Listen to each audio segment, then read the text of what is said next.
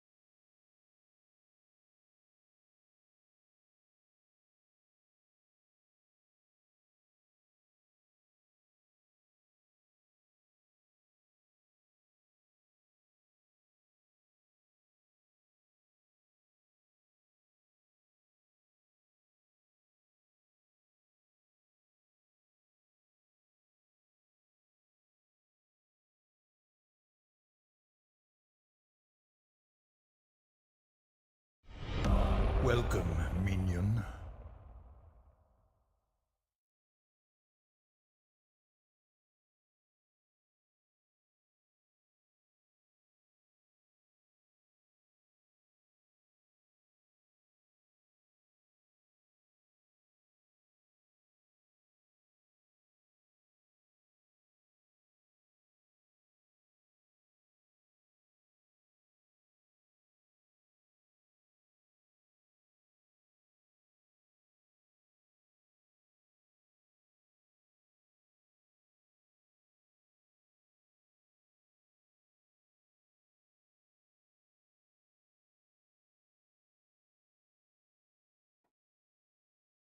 Good evening, ladies and gentlemen. Can you hear me?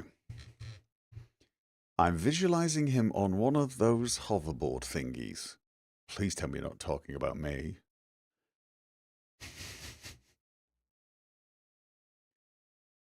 Pop quiz. Does Gopher have any pets? No. Do children count? Anyway, no random questions, no jumping the gun. Good evening, ladies and gentlemen. This is the Backers Q&A stream for, I'm gonna say, Easter? I think we missed it, but there you go. We're here for the unicycle. I promised you a monocycle. No, I didn't. I said it didn't matter what I was because you wouldn't be able to see me, you see. All that's important is I will be answering questions. If you choose to imagine I'm on a monocycle at this moment, that's on you. So,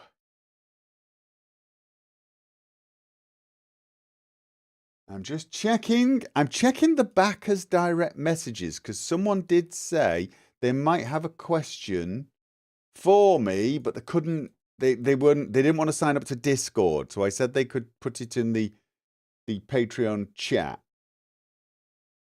But nobody has sent me a message. So, all right then. What's the difference between a monocycle and a unicycle?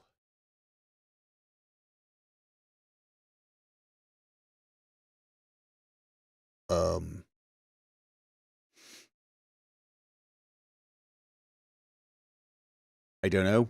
I don't think there is a monocycle, actually. It's a unicycle, isn't it? Isn't it a unicycle? Pretty sure it's a unicycle. Patreon does chat. Well, it does. There's the people can send me messages there. There's even group chats, but we don't have any groups. Some people do. I don't check it very often, unfortunately, so I'm terrible. Somebody, it was Faintum 3 days ago, told me that Star UI HUD now has a patch, which I so need for if I'm going to play any more Starfield. I had forgotten how bad the vanilla UI was on Starfield. Oh, dear. I mean, I shouldn't. It's Bethesda. Laura Estadbello. That is an odd emote. We're asking questions in the backers channel as... Yes, I'm gonna, where I've got something set up there. I guess we don't really need the framed capture card to be shown right there. And I've just realized the be right back is, yeah, who cares? It's just a background, right? The fact that I'm here and I'm not coming back is not important. Of course, now I'm going to have to magically... I'm probably never going to be able to... I'm going to have to... I'm not going to be able to do this live, so I'm going to basically go down. Echoes, the questions we'll post it here. Hold your horses until the stream starts. After that, this channel is dedicated only to questions. Other kind of posts are going to be deleted. Chatting is done in Twitch, YouTube. Once the question has been answered, mods will mark it with a tick or equivalent. Thank you. Okay, folks, hit it with your questions. Nibbling. Is this a question? Yes. Congratulations. The first question has been answered. I shall answer 2 more and then I'm going. I'm playing genie rules now. Right. Yeah. Now, I just want to talk about Discord. This is not actually something that anyone's asked, but I think it's kind of important.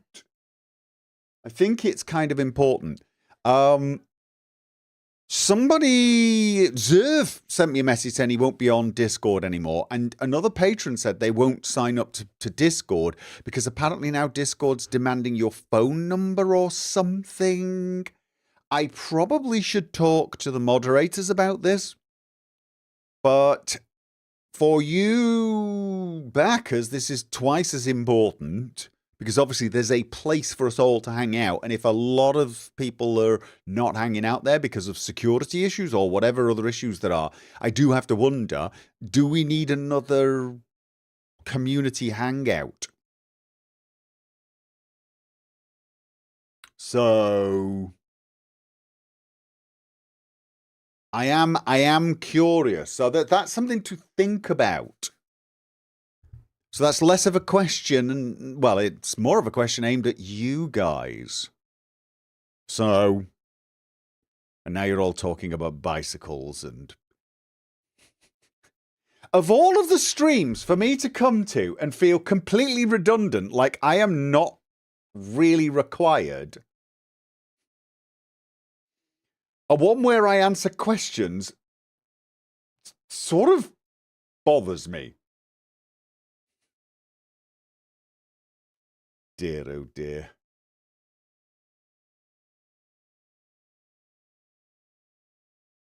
I'm just going to remove a few things. Can someone explain what the issue is with Discord having your phone number? I don't know, but it wanted facial recognition age verification for a bit too. Is this something we need to chat about in more detail? Is the panic past? I mean, I've been on Discord for so long, and it's never asked me for anything else, I don't think. It certainly hasn't asked me for age verification. But I totally understand if people are refusing to let Discord scan their face. This is not grand. So, yeah. I don't know if there is a new big community hangout spot yet. Yeah, that's the big problem, isn't it? So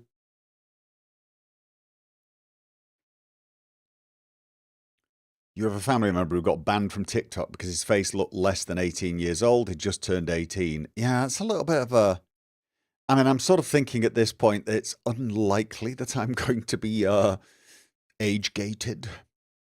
I have to say this. I don't think I've ever been age-gated, no matter where I've been going. Pubs, clubs, you name it. And I've been going to them since I was 15. Which probably speaks very badly of me. Not the least of which is the fact that I'm probably not a youthful sort of person.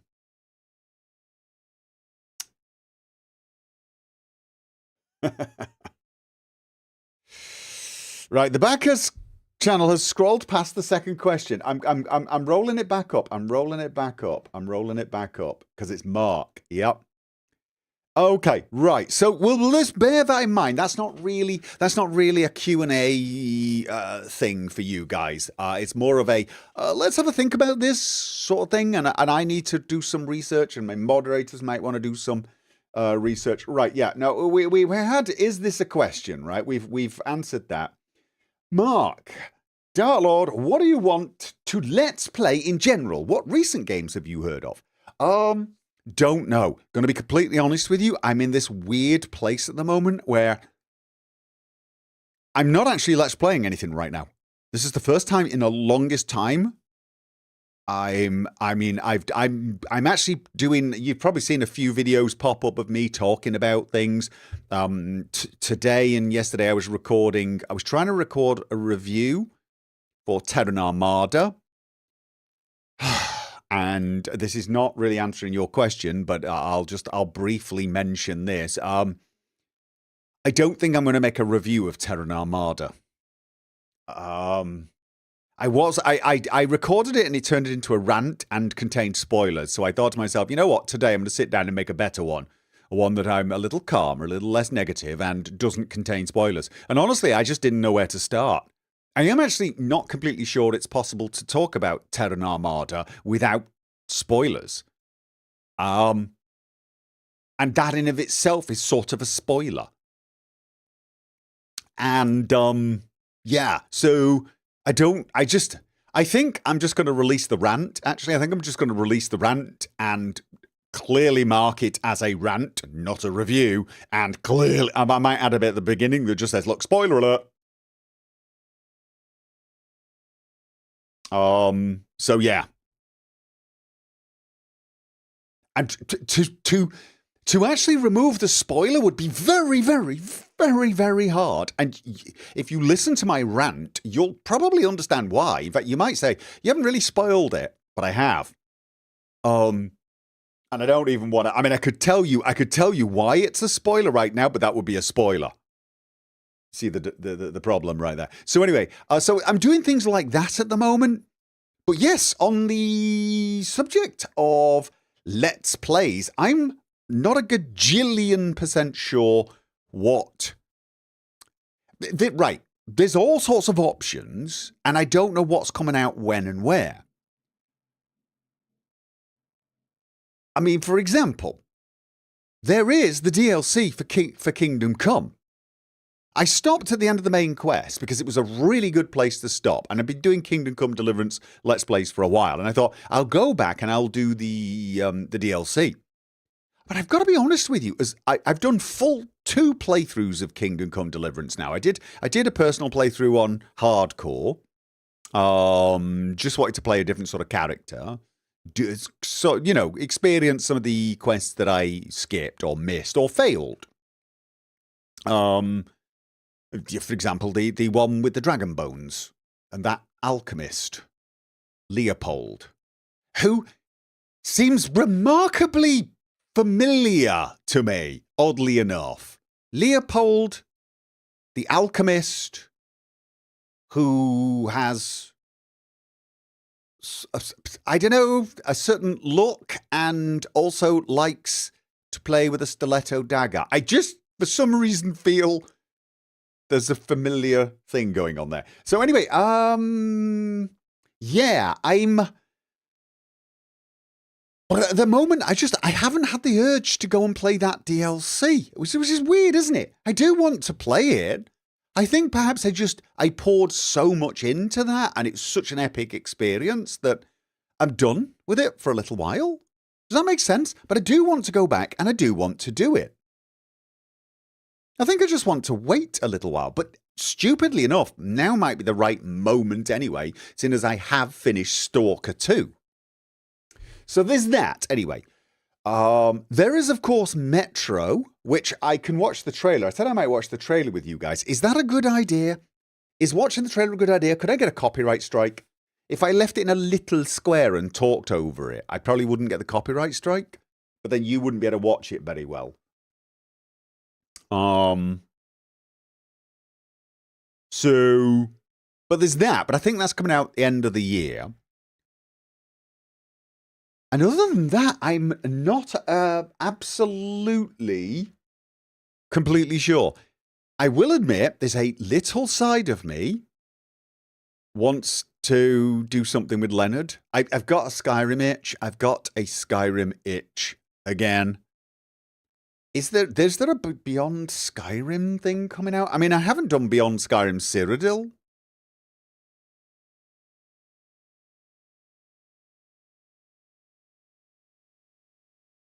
Most people have already seen the Metro trailer, plus we can watch it on our own. Yes. So yeah, I mean, like just scratch it. Yeah, I might, but I need some content I can experience with him. Cyrodiil isn't out yet. I mean, look, Bruma is an option. It is an option. I did that with Richard, I believe, but I'm not completely sure whether if it's not new content, I'm not 1,000,000% sure that I should do it. I do have that urge, though. There's the orc creation. What is the orc creation? So anyway, I mean, if there are suggestions, I'm open to them on that regard. Of course, there is my Fallout 3 Tale of Two Wastelands playthrough, Joshua. There's still at least one DLC that I definitely want to do. That would be Point Lookout. I think you should branch out, play completely different games for a year. Well, I mean, that's possibly one thing, but I've been doing that now for several years, haven't I? Really? I mean, it's been a while since I did Fallout London, and before that I did an encore of Skyrim. Beyond that, everything I've been doing has been new games. So,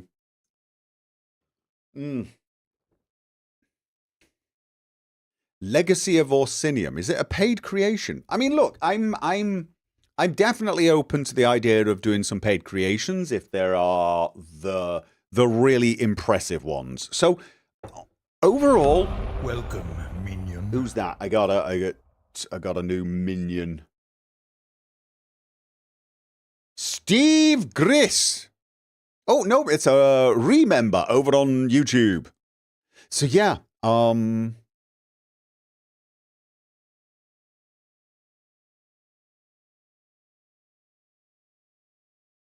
doesn't matter what you play right now, YouTube is screwed for gaming creators. I don't know if it's all gaming creators, but yeah, it does feel a bit.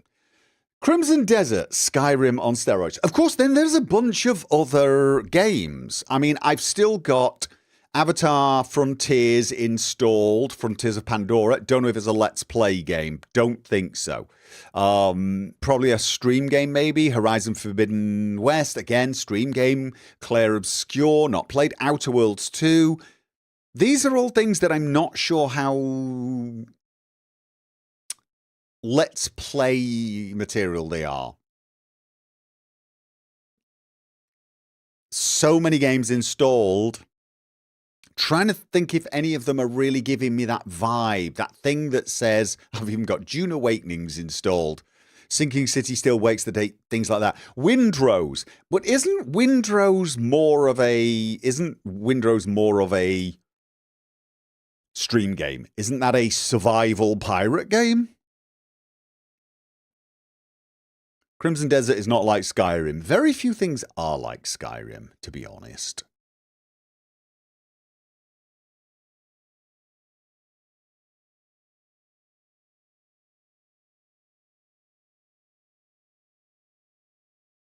So yeah, Windrose definitely feels streaming.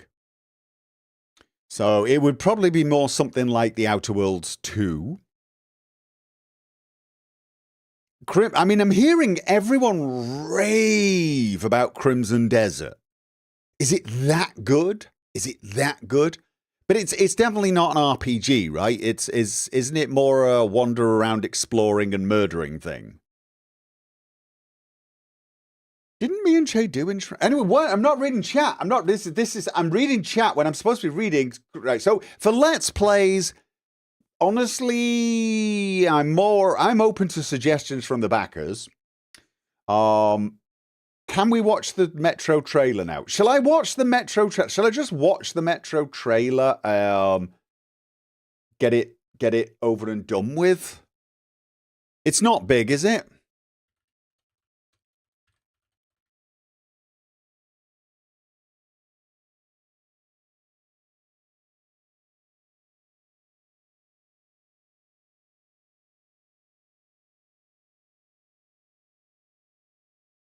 I don't know where the official place to watch it is. Probably Xbox is a good place.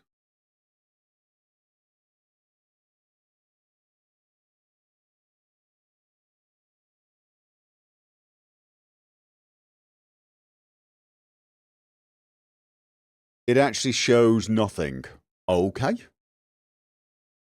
Well, let's... I shall, You can hear that, right? I'm guessing.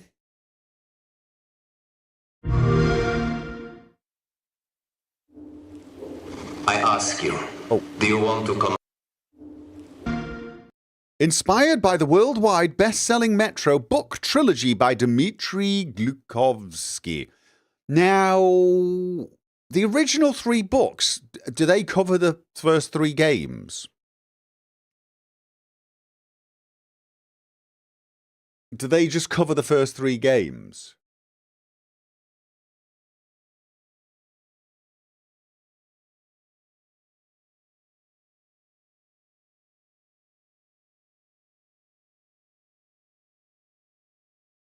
Such a delay on chat. No, they don't. Okay, so the whole... This is an original story. What is Metro? Metro is sort of a post-apocalyptic series set in, well, basically the Russian metro system. In the first one was 2033. Or was it? Was it 2033 the first one was that? And then the next one was... It was, the first game was called 2033, wasn't it? Metro 2033. The second one was called Metro Last Light. The third one was called Metro something else. And I really liked them. They're really, really, really, really, really good games. Very story-driven, post-apocalyptic. Some people compare them to Stalker, and they sometimes have a vibe, but they're not like, it's not like Stalker at all. It's far more focused, a little more linear, and story-driven. I've not played the VR game. Is it worth playing the VR game? Now, Metro 2033 was tough. If you played it on Ranger Hardcore mode, especially on the first, as your first playthrough, it was tough. Last Light was a little easier. And they've redone Metro 2033, but I believe they redid it on the Metro Last Light engine, so it's actually easier to play Metro 2033 Redux on Ranger Hardcore. At least that's what I'm led to believe. I did it on the original, and I will tell you, it was tough. But good tough. Really good. The firefights were massively intense and difficult. The VR one is short but good. Yeah, I might want to try that. So anyway, Stalker, but without caches. You can't be Stalker if it doesn't have caches. I mean, it's not really like Stalker, though. Stalker has a vibe that is... There is a similarity between the two vibes, but it's not the same. It isn't. There is a massive difference. The post-apocalyptic feeling is there, but Metro always feels tight, constrained. You're always underground, or if you're above ground, you still feel oppressed. You still feel like you're being covered with rubble and stuff. Even the third game, Exodus, I think it was called, which was more open, somehow felt more tight and filled than Stalker does. Stalker, the zone, always feels lonely, empty. The sky is massive. Do you know what I mean? There is a different vibe. There is a very different vibe. So, anyway, so this is the next game. Let's... I ask you, do you want to come out of the darkness and become a pure nation? I ask you, are you ready for great changes under the guidance of a great leader? If you are, then wake up and open the door for the Novorite. Wake up, wake up, wake up. Is it not Artyom? 2039. Oh god, the gas masks and the filters. Wake up to a pure nation, clean air, bright future.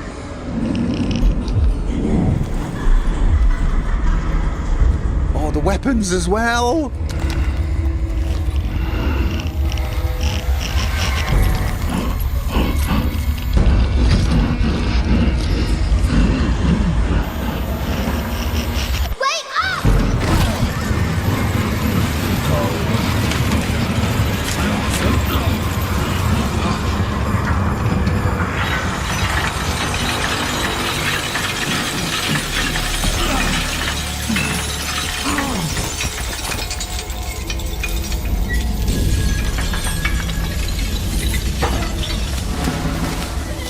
The Novorite says comply. The people say aye.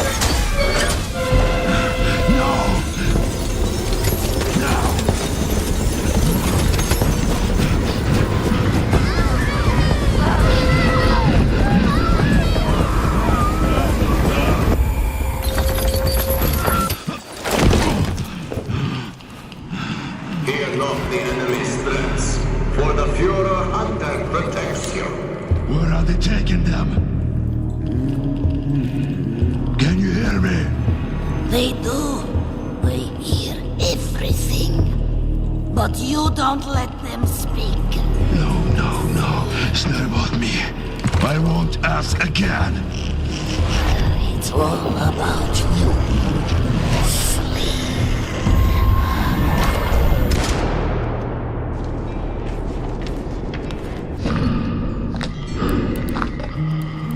Okay. Yeah, this looks scarier than the first few games. And they were creepy. Really creepy. But this?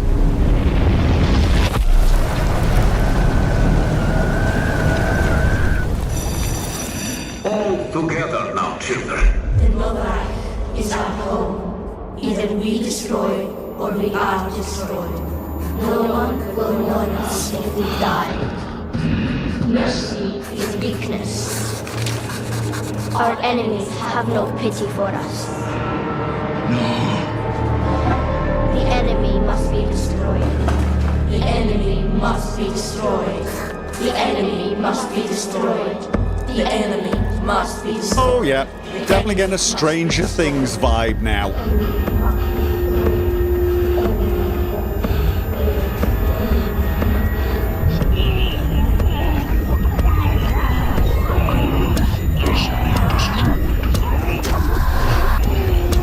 Okay, are they the dark ones?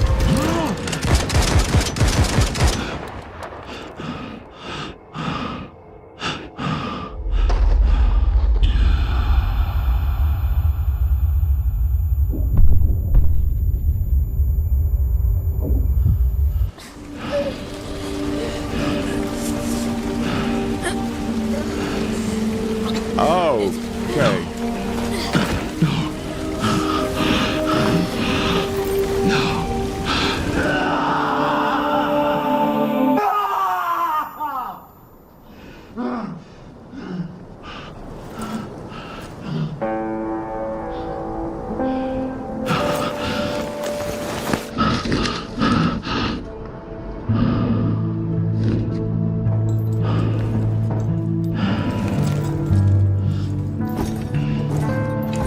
Your nation, clean air, bright future. The Noble Reich is our home.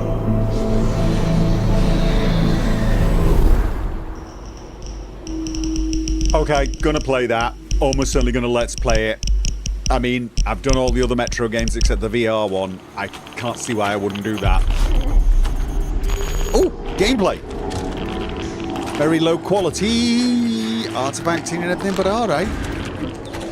The Metro games always looked amazing for their time. Oh god, I can't even remember the monsters. I can't even remember the monsters.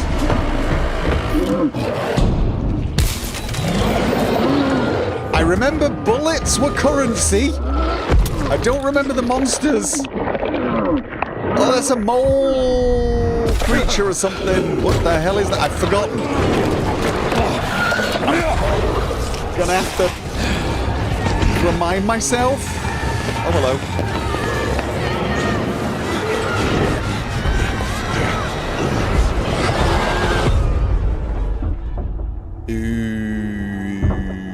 Okay. All right then. Now we've seen it. Now I've seen it. So there you go. That's that question answered. I'm not getting through these questions quickly, I'm afraid. So we've watched the trailer. Yeah, definitely going to be playing that. That goes back to what I will be let's playing. I will be let's playing that, I think. I've done the other games. I feel morally obliged to do that. Yeah. This one looks a little scarier. I do remember that the Metro series was, I'm not going to say scarier than Stalker. No, I think so. I think it was scarier. They built the atmosphere up in the Metro games really quite nicely.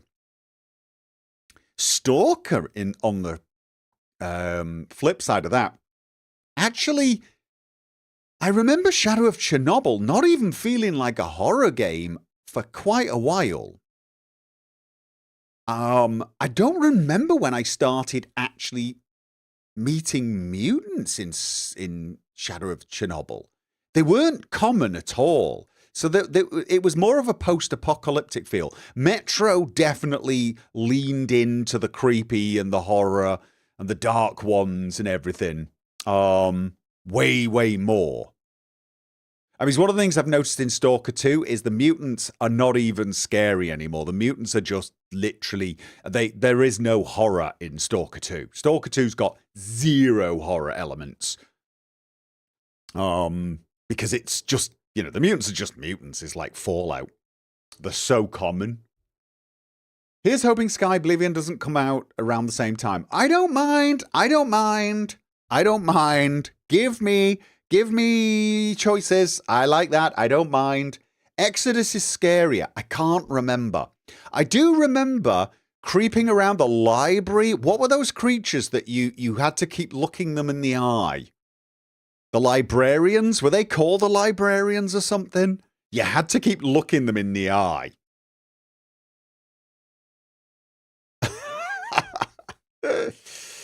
I think psychological horror is the new focus. As I said, though, in Metro, there was quite a lot of horror vibe. I remember the first game, though, firefights against humans was really difficult. It was just because they were clever. The AI bunkered in and tried to flank you and didn't do the stupid stuff and trying to kill them, especially when you couldn't see them. Oh, my God. And it was even worse because bullets are the currency and they're also rare. Oh. So yes, you've been meaning to play the Metro games for years. I highly recommend it. Okay, C Dante Modding, thank you for the resub. 102 months. Thank you very much, C Dante. How's it going? And Chris B donated $10 through Super Chat and said, thank you for the question and answer. Can you slot a Starfield playthrough in now that there are a couple of DLC like you did with Cyberpunk? Finally got my PC up to spec to play. I gotta tell you, at the moment, I'm not in the mood to do a Starfield Let's Play. It's not that I hate Starfield, but as I've already told everyone, I was not impressed with Terran Armada, and I still feel Starfield does not have a huge amount of replayability. What I can tell you is I do have all of the footage I made when I played through the Watchtower creation. I might dig that out and see if I've still got it. I think I do. And I played it as a Let's Play, basically because I wanted to experience it the same way as I played the game originally. And I can't remember how much footage there is, but there's enough for a short Let's Play there. I could stick that up. All right, let's go back to the Backers channel. Tim Tam had time zone issues, but that a YouTube member posted this question. My question would be, Path of Exile 2 is coming out of open beta sometime this year. Hopefully, thus will be free to play. Any chance you play it on stream when that happens? Path of Exile 1 is also good and is still being worked on and is already free. But considering it's your first game of the genre, the second one might be easier to get into. Oh, it's the same. You technically played Diablo 1. Does Diablo 1 occur in the same world, or is it the same genre?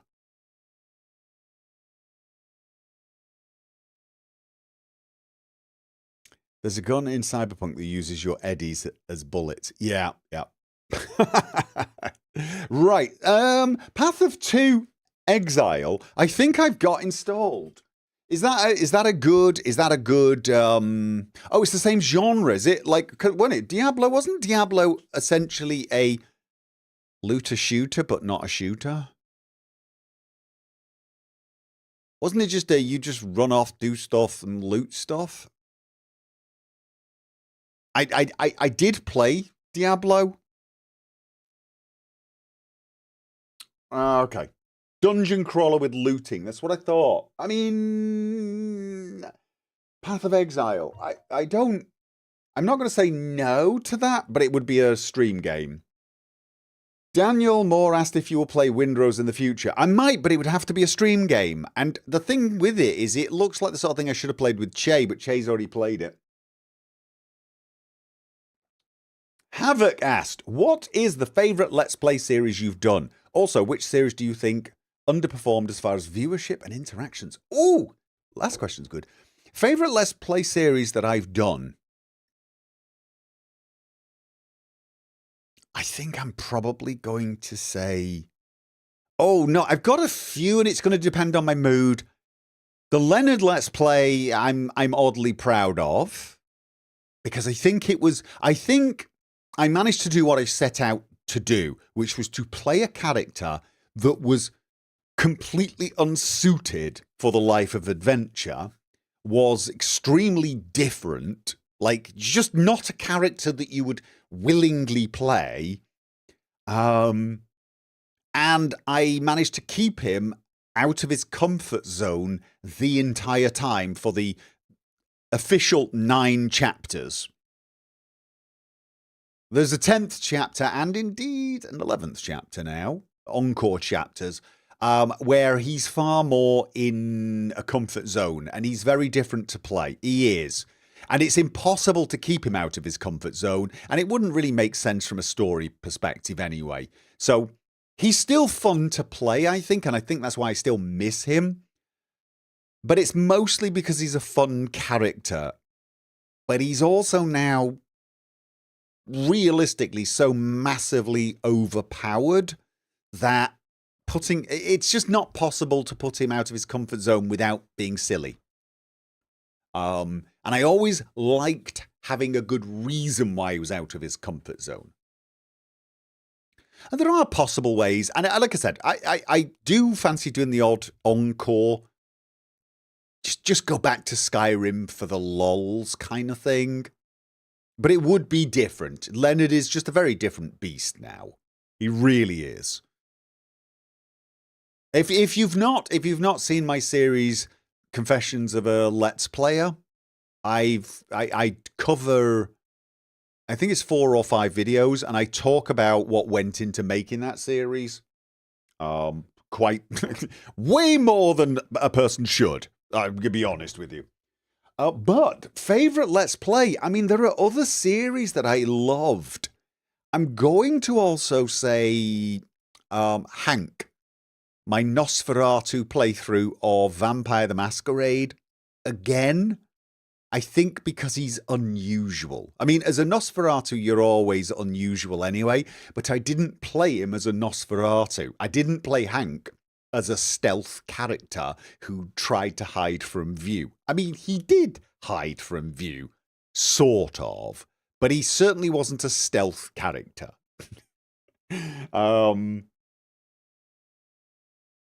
He embraced the Nosferatu side of things quite nicely. Perhaps you could do a Gate to Sovngarde playthrough. Not with Leonard. No. That's a whole. And honestly, you know, I feel like I don't want to do a whole new playthrough of Skyrim. It's. I don't have anything left, I think, for Skyrim story wise. Skyblivion, on the other hand, yeah, but. So Hank was one of my favourites as well. My original Amnesia playthrough has a special place in my heart because it was the first horror game, and you know it was nice. I love the Jack playthrough, but I would have to say it's probably my favourite Let's Plays. Oh, Red Dead Redemption 2 is going to be on that list as well. I mean, Kingdom Come Deliverance 1 and 2 are on that list, probably. But honestly, Red Dead, that was a surprise. So, yeah. Okay, what's more difficult, coming back to and getting back into character after a while, or doing 2 games that are too similar at the same time? The latter. Getting back into character after a while is sometimes difficult for about 10 or 15 minutes. So getting back into Leonard, I would constantly, there is a chance when I would start with Leonard, I'd start doing the playthrough, and then I'd get 10 minutes down the road and possibly stop and start again. I don't think I ever did do that. Oh, no, there was once or twice. I think, where I started playing Leonard, you know, I'd get him and I'd start recording, and then I'd just think, no, you're not Leonard, because that's not what Leonard would have done, and I just, boom, go back, reload, you know, grab a drink, come back and go, right, I am a complete asshole. Let's do this again. And, you know, off you go. So that can be difficult, but it's only really difficult, you know, for a little while once you've come back. I mean, it's difficult getting back to a new game, period, if you've had a break. I started playing The Witcher 3 not so long ago. I'd say not so long ago, maybe a year and a half ago. And I wanted to try a sign build, because I hadn't really done a sign build. I'd really done a sword with potions build, so I wanted to do a sign build. So I did, and I got to level 40, which is relatively high, and I still hadn't even got to Skellige, I don't think. I was in the middle of Hearts of Stone DLC when something else came up and I stopped. But I've reinstalled it recently because I've heard rumours of a DLC for Witcher, so I'm sort of thinking what I should do is just finish the Hearts of Stone DLC, maybe get a little bit more done, and relearn how to play the bloody game, because I swear, I was like, okay, how do I roll? Can I roll? Can you roll? Oh, you can only roll in combat? Okay, how the hell do I take out a silver sword? Why? Which key? It's like that. It's really not easy. Everything's just... However, playing 2 games that are too similar at the same time is just almost impossible. And I know this because I was doing the Leonard Let's Play at the same time as my original Kingdom Come Deliverance playthrough. And it is too damned hard. And it's little things that you don't expect. For example, You're in the... I mean, this happens with a lot of games. I mean, for example, if you've been playing Stalker, you're used to pressing the same key as taking out your weapon as putting it away. So let's just say you wanted to take out your shotgun. You press a certain key and it takes out your shotgun. You press it and it puts it away. Whereas in most games, you hold the reload key or something, right? That's standard. And that just doesn't work in that game. And when you finish playing Stalker and then go off and play another game, it's like it's bothering you. But with Kingdom Come Deliverance and Skyrim, it was riding the horses that did my head in. Because they don't feel too dissimilar in concept. But the control system is just totally different. Like completely different. To try and sprint and oh God, it's so hard to describe. Opening up your menu and eating something in Skyrim is a completely different process to opening up your menu and eating something in Kingdom Come Deliverance. And so what you would find is you go between games and I'd like boot up Skyrim and I'd click on something because I wanted to see what it was and move it. And then I'd eat it. And I'd be like, no, I didn't. Wait, what? No, I didn't want to eat it. Or it was the other way around or something. It was just, games that are too similar in that regards, like the same genre, or I'm doing sword fighting or I'm doing horse riding. It's hard, but it kind of is a problem with all games to some degree. So, and it isn't just confusing because of the key interfaces. Sometimes it's simply what you can and cannot do in a certain scenario that is just... Yeah. Okay. Question. You've been talking about cutting back on live streams. What are your plans and what would you like to do? I'm probably not going to cut back on live streams. If anything, I'm probably going to do... I kind of feel like I need to do more just one-off gameplays on live streams. Try them out. Crimson Desert, or for example, also just try them out. But I end up playing games that take 2 years to finish, like Darkest Dungeon. Once I finish Darkest Dungeon, I'm planning on just booting up a game and playing it a little and see how it is. And then maybe I get a Let's Play out of it. Kondo Fratsimaya, thank you for the $20 super chat. Hey Gopher, I would love to watch a new Skyrim Let's Play series where you use Gate Sovngarde mod collection. I think that'd be a great Let's Play series. Any plans to do something like that at some point? Sort of already answered that question. Thank you for the super chat. I don't think I want to do Skyrim as Skyrim. I feel like I've done Skyrim now and I've done a variety of different characters. Skyblivion should be out this year. Skyblivion, I'm hoping they've changed the dialogue system enough that a Let's Play is possible, because I would like to play the hell out of that. I would love to play the hell out of that. And in a way, Skyblivion is kind of Skyrim with a mod pack on. It's a total overhaul. So, yeah, you should play more one-off games for 4 to 6 hours on the live stream. I agree. Anyway, I've got to keep my focus on this chat here. What games are on the list for the next Let's Play? Nibbanin, I think we've sort of covered that. Right now, I'm unsure short term. As I said, I could post a Starfield Let's Play. Probably next week. I've got the footage. And that would be the Watchtower creation, I think. But playing? I don't know. Outer Worlds, maybe that's the one I should try. But I really don't know. I haven't tried Bloodlines 2 yet. Again, most people seem to agree that it's not a good Let's Play. So... Oh, there was another one that said, it asked me about games where it just didn't do well. And I was surprised at how not well it did. There have been a few. There have been a few. I would say Cyberpunk Phantom Liberty. I was surprised that that didn't get more attention. I'd be absolutely honest. Because Cyberpunk is now one of the greats when it comes to games, and Phantom Liberty is absolutely, very possibly the greatest DLC ever made. It's phenomenal.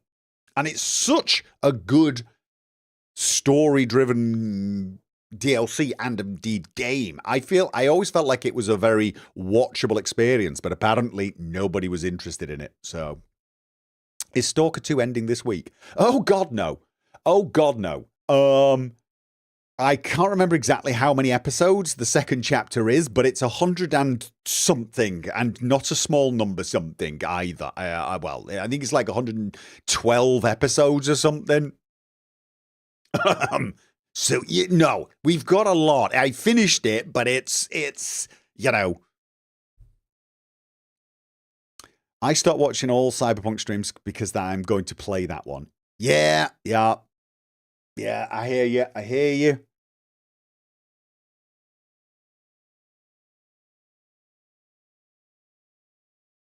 Everyone should go and watch the Kingdom Come Deliverance 2 Let's Play. That was excellent. Oh, yeah. I love that as well. Have you encountered a game that you enjoyed at the beginning, but struggled with as you went through it, but also felt you had to finish for the channel?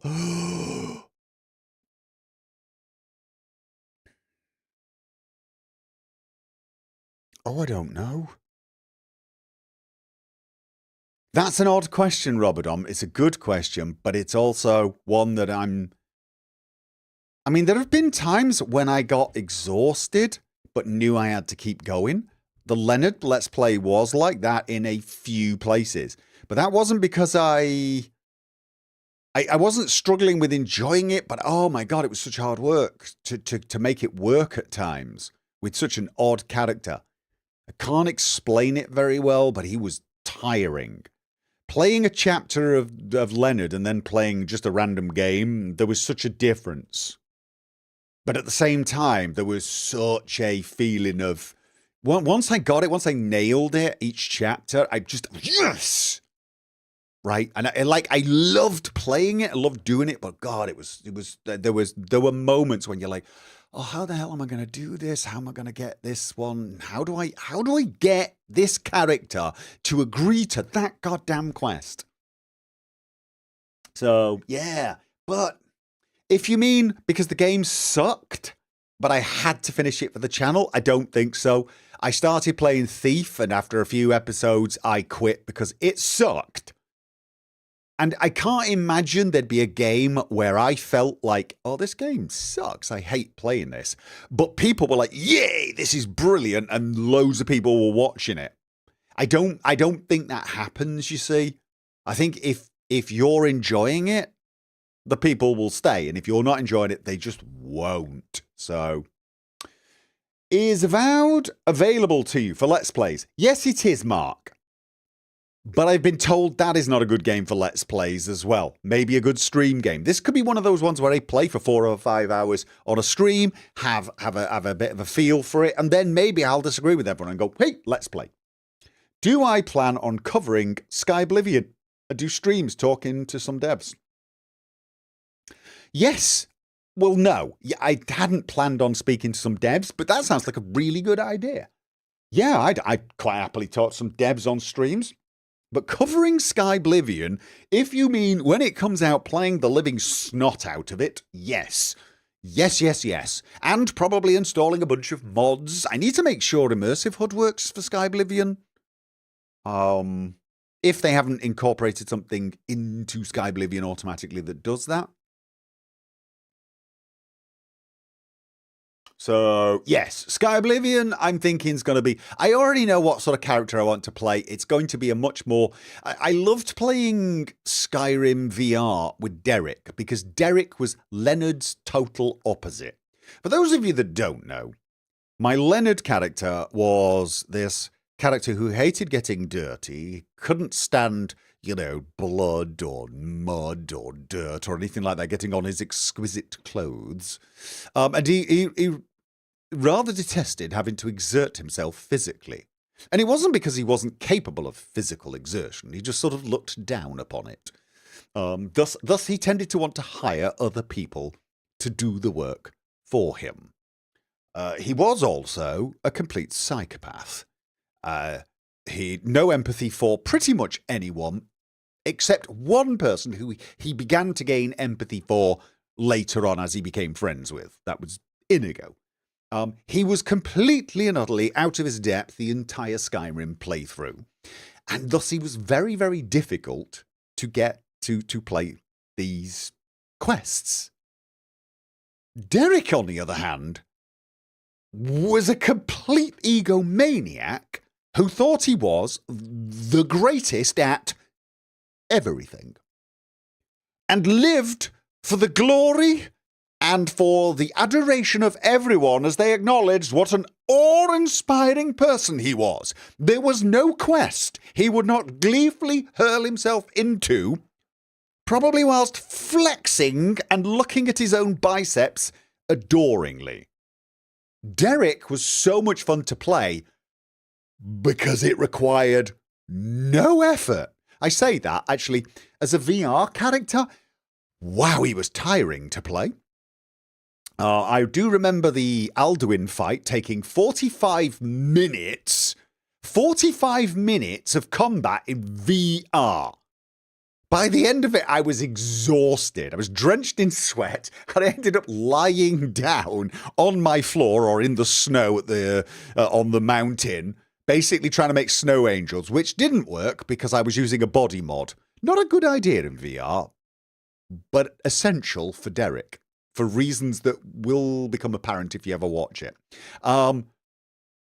It was brilliant. It was absolutely brilliant. I loved it. And the only reason I didn't carry it on was there was an update on the program I used to stabilize the footage to make it watchable, and it just stopped working with Skyrim. It would crash Skyrim.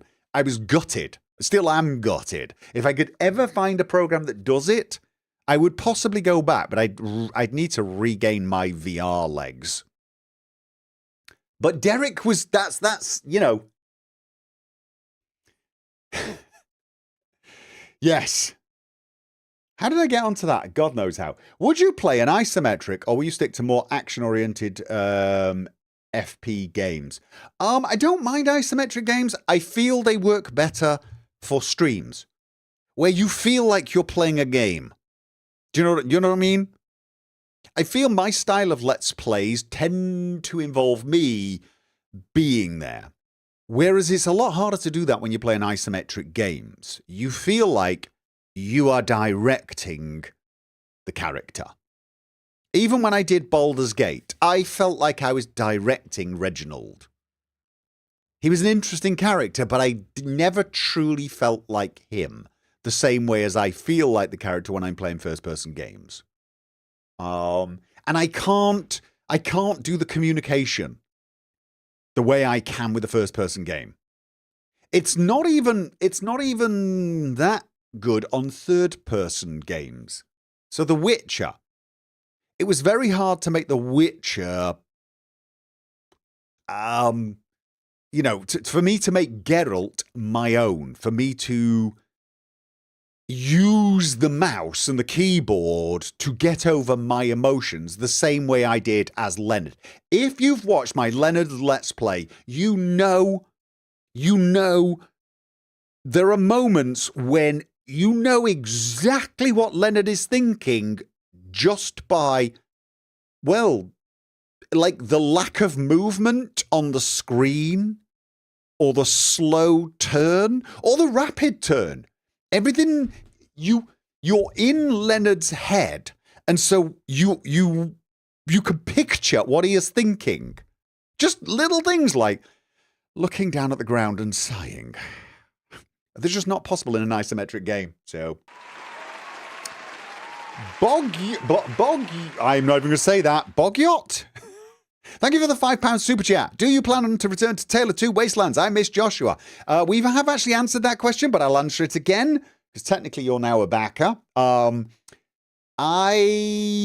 am getting the urge to go back and play Joshua. So that is a possibility, yes. Joshua is a possibility, probably point lookout. So yes. Okay, Gustav. I hope it's not too personal a question, but I remember a while back you spoke about the financial situation not being great. Has it got better? Okay. No. I'm not in panic stations yet, but it's it's difficult, but it's difficult for us all, isn't it? Right? That's the world we live in at the moment. Things are not great, which is why I need to do way more streams where I thank you beautiful backers, the patrons, the subscribers, and the members on YouTube. I need to thank you guys because you are literally keeping this afloat. So yes, so thank you very much. So it's not great, no, but you know what? I'm guessing an awful lot of you have got similar issues and problems, and I sort of see it as my job to try and cheer you guys up. Because I think that is it, isn't it? It's sort of my job to cheer you guys up. I'm not here to inform you. I mean, maybe when I make my tutorials, I'm here to help you, and that's different. But for the most part, I have become, more of a distraction than a teacher. So it's not too personal a question. Thank you for asking. Things are tough, but I'm gonna try and find a way to make it work. I never expected for it to get this far. I will admit, I didn't think I'd be able to do this for more than 5 to 10 years before it all fell apart anyway. And so I feel very privileged to have gotten this far. God knows what I would do if this did fall apart and I had to go and get a normal job. I am not completely sure what job I am now qualified for. Yeah. That's a stunning admission, isn't it?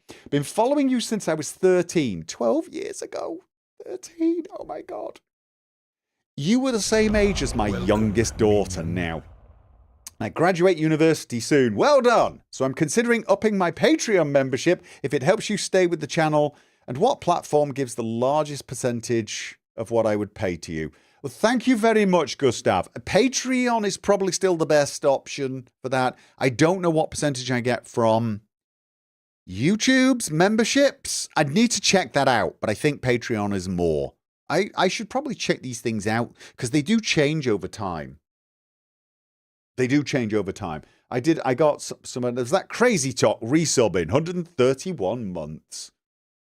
Good grief. Okay. So, thank you very much, Gustav, and congratulations on graduating university. I'm curious as to what you graduated in. How bad is the urge between doing a new FNV or Skyrim character and not wanting to be the same games over and over? Oh, that's a good question. I mean, sometimes you don't want to play the same game over and over again because people probably will get bored of it. But what I have noticed is people tend not to get bored of Fallout or Skyrim on my channel. And I do get the urge to replay them, but this is very important.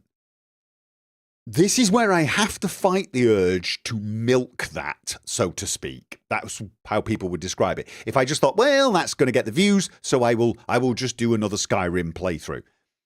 No, I can't do that. I don't think that's fair, and I don't think it would work either. I don't think it would work.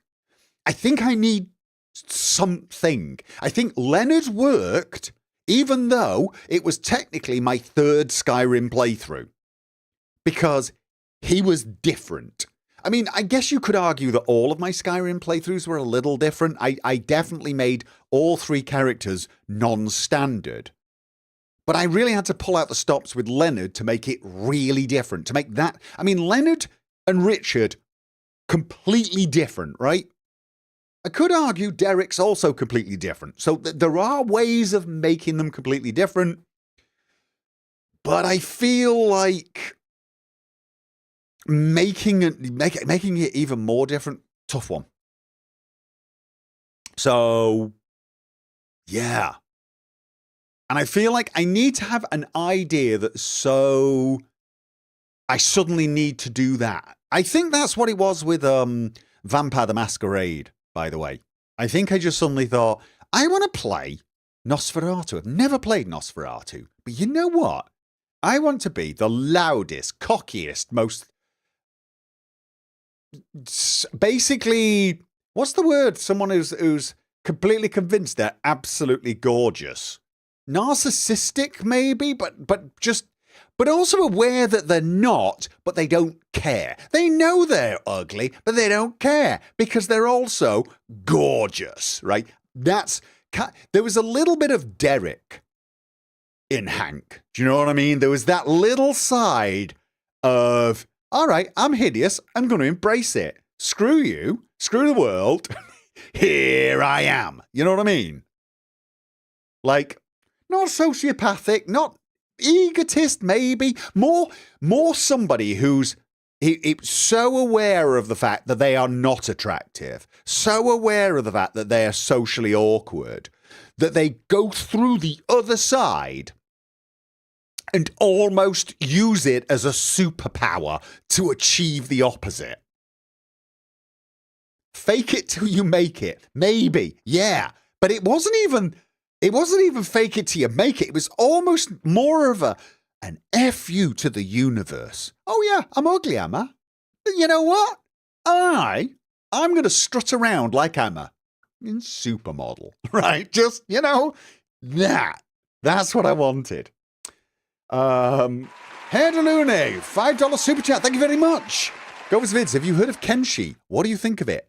Never heard of it, sorry. And I mean, sorry, mate, never heard of it. But yeah, so in many ways, Hank is the total opposite of Derek. Derek's convinced he's amazing.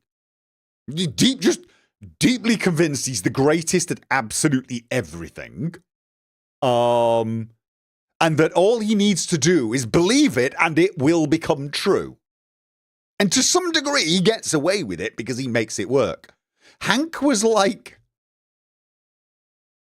I would say Hank was almost a sort of Joker-like character. Self-aware, broken, and just embracing the madness. Embracing that and like, that's it. I'm now going to live in the upside-down universe, even if everyone else is not there with me. Kind of thing. So, and he was a thrill to play, definitely. So you can play the same game over and over for Let's Play, but I feel like you need something new. I think when I did Tale of Two Wastelands with Joshua, I had a bit of that as well. In the first time I did Fallout 3, I played an introvert who loved explosions, but wasn't good with people. Joshua, in some ways, is very similar. But I think with Joshua, firstly, it'd been so long since I'd played Will anyway, that it was kind of fresh to play Fallout 3, but he was also a bit of a rageaholic, without being a rageaholic, if you know what I mean. Like, it was real genius type character, really clever and really smart, but just viewed a lot of people as needing a good thump, and he really enjoyed thumping people. He's like a college professor that just really enjoys thumping people, right? That was Joshua. That was his thing. And there's something about playing Fallout 3, especially with the mods I'm playing, where it was quite tough, where you want to just punch people. So that motivated me. Beyond Reach had an update recently, I believe. Don't remember how good it is, though. Okay, right. For Skyrim. I should check that out. I am going to check some of the paid creations and big free mods as well for Skyrim, I think. I am. But as I said, the other thing I should keep in mind is, although I have dusted off my Leonard load order, it is still functioning. I do need to get ready for Skyblivion. Echoes, since you still have a PC Game Pass, would you consider Let's Play Look at Game X? Yeah, see, that's the thing, Echoes. I get what you're saying there. Just a casual look without the full playthrough. It may develop into one or go for the Let's Play list, but no pressure towards it. This is, I mean, that's really what you're talking about there is a stream, I'm guessing, Echoes. And yeah, I think once I've finished with Darkest Dungeon, I do want to start, maybe for a while, having Sundays as let's try. And then just play a game and see if it sticks. And if it sticks, do a proper Let's Play of it. And if it sticks, but it's got to be a stream, maybe I need to stream one extra day a week for that game. And put the time in there and remove the time from somewhere else. Because perhaps that's something that would engage with the audience better. I'm quite open on how I do this. If we get, but I think what I need is one day a week, probably Sunday, where we just sit down and try something new. Or maybe I want to keep, if I find a game where I want to play it all the time, I'll leave that on Sunday and then maybe do this, the Tuesday thing. My family are growing up now. My kids are getting very independent, and there's so many days a week now where they're just off doing their own thing that in actual fact, it's odd. I mean, I had to take a break for a little while from streaming. I was streaming Tuesdays, Thursdays, and Sundays. And Thursdays I had to stream very, very late because of all sorts of things going on. It's getting to the point where, you know, that's the thing. When your kids stop being 7, 8, etc., 2 of them are now completely grown up. One's 15, one's 13. So we still do things, but it's at different times. So yeah, definitely. Casual Atomfall stream as an example. Yes. Have you played Atomfall, and would you do a Let's Play of that? Yes, Happy Hero. I played a few hours. I liked it. Not sure if it's a Let's Play game, but it might be. Might be a short one. It grabbed, but it grabbed at the wrong time. Any thoughts on a Let's Play of a survival horror game like Silent Hill 2 Remake, or are you more interested in RPGs? I love horror games. I've never played the Silent Hill series. Maybe. I've never played what's the other one? Resident Evil series. Maybe. I'm definitely going to play Metro in winter, and that looks like one. But there's a few games. There's a couple of Cthulhu-esque games. Sunken City, Something from the Deep. I don't know whether they are, I don't know what sort of games they are, but if they're Cthulhu, they're horror. So, and there's a new Cthulhu game coming out. So, yes, is the answer. I would definitely consider those. Yeah, I would.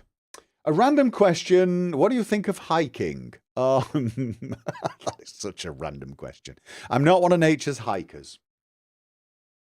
It's not that I object to physical activity. I'm not a casual stroller, if that makes sense.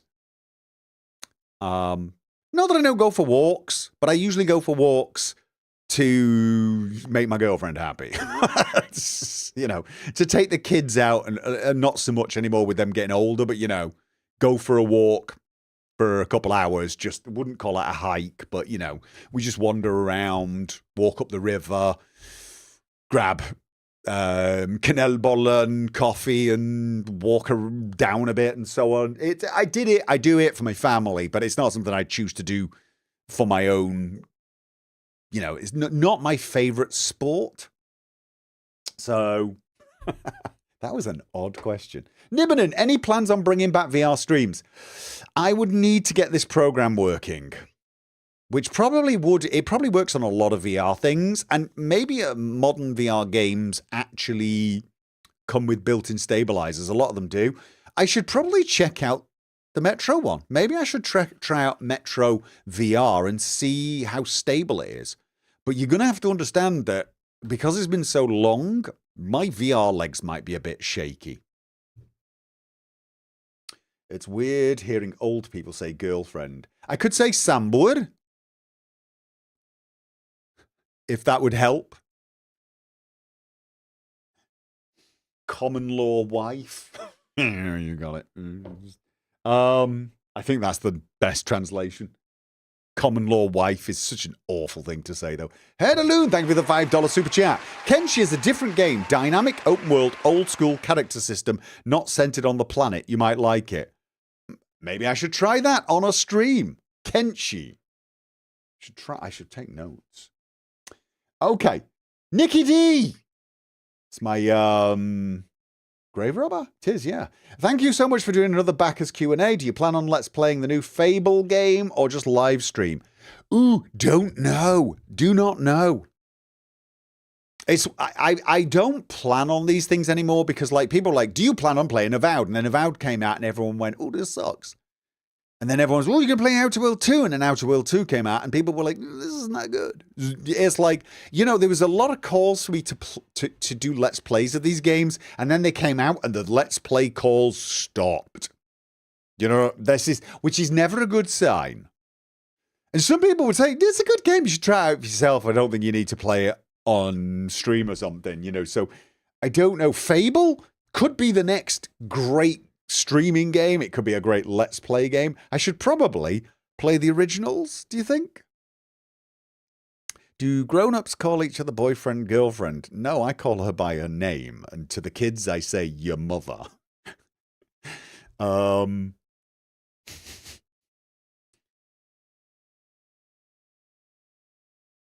Half the time, if I'm talking to other parents, they'll say wife. The word for husband here is basically man. Your man. So that kind of translates. For wife and woman's different, but yeah. So I never correct people because nobody cares. Somebody says, "Where's your wife?" I know who they're talking about, and I don't make any deal of it. It's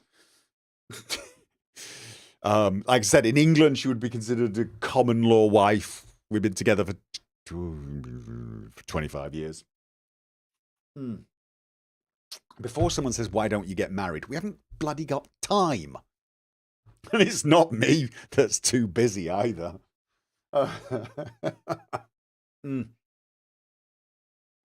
Avowed is good if you played the Pillars of Eternity game. I've got the Pillars of Eternity 1 installed. I'm not saying, yeah, but it's good if you played it, but is it good as a Let's Play? You know what I'm saying? These days we say partner, if we're being formal. Okay, I always feel that sounds like a business dealing or something. This is my partner. We have this agreement. We have it.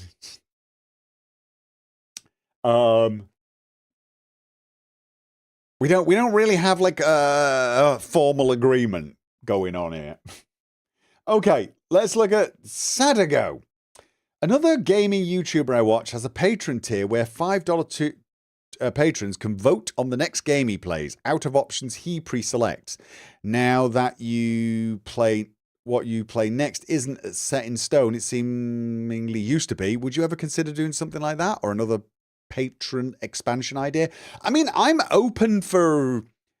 I mean, honestly, I think we don't really need a vote. I can probably see...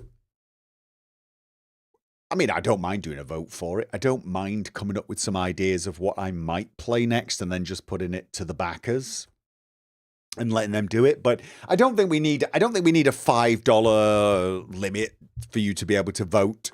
I think we just say all the patrons, the Twitch subs, and the YouTube members can just all vote for it. We'll just do it in the backers channel or something. If I decide to go in that direction. Although sometimes it's just better for me to suddenly look at something and think, no, that's what I want to play. Because sometimes it is just better to play what you want. So, but if I'm looking at it thinking, I kind of want to play them all, but I'm just not sure which. Maybe just finding out which one is the most popular will give me the, all right, these guys want to see that. You know what? There we go. Let's do that. So that might be an option. But, you know, for example, if it was like the new Metro game coming out versus, and let's say there was something that I'd not heard of and everyone wanted me to play the game I hadn't heard of, there's still a little side of me going, no, I'm going to play the Metro game, guys, because otherwise I'm just going to resent you all. I'm going to play it because you made me play it. Are you going to stream in 1440p on Twitch? Is that a thing now, Knurter? Can I now stream in 1440p on Twitch? And will it make a massive delay like it does on YouTube?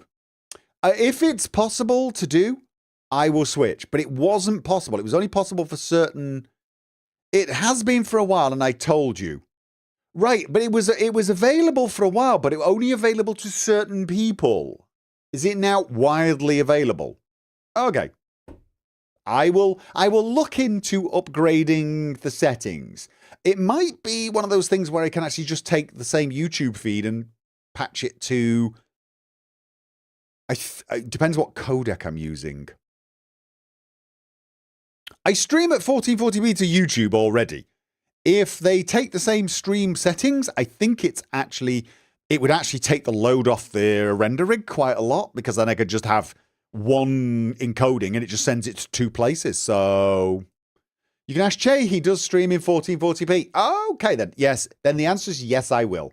And I'm very sorry for not getting on that earlier. Havoc, what are your thoughts on doing some sort of vampire playthrough in Skyrim? I suppose if you don't want to play Skyrim again, that's a no. Yeah, and I have done a vampire playthrough with Steve. I did do that. So I don't know. I think I'd rather play Vampire Bloodlines.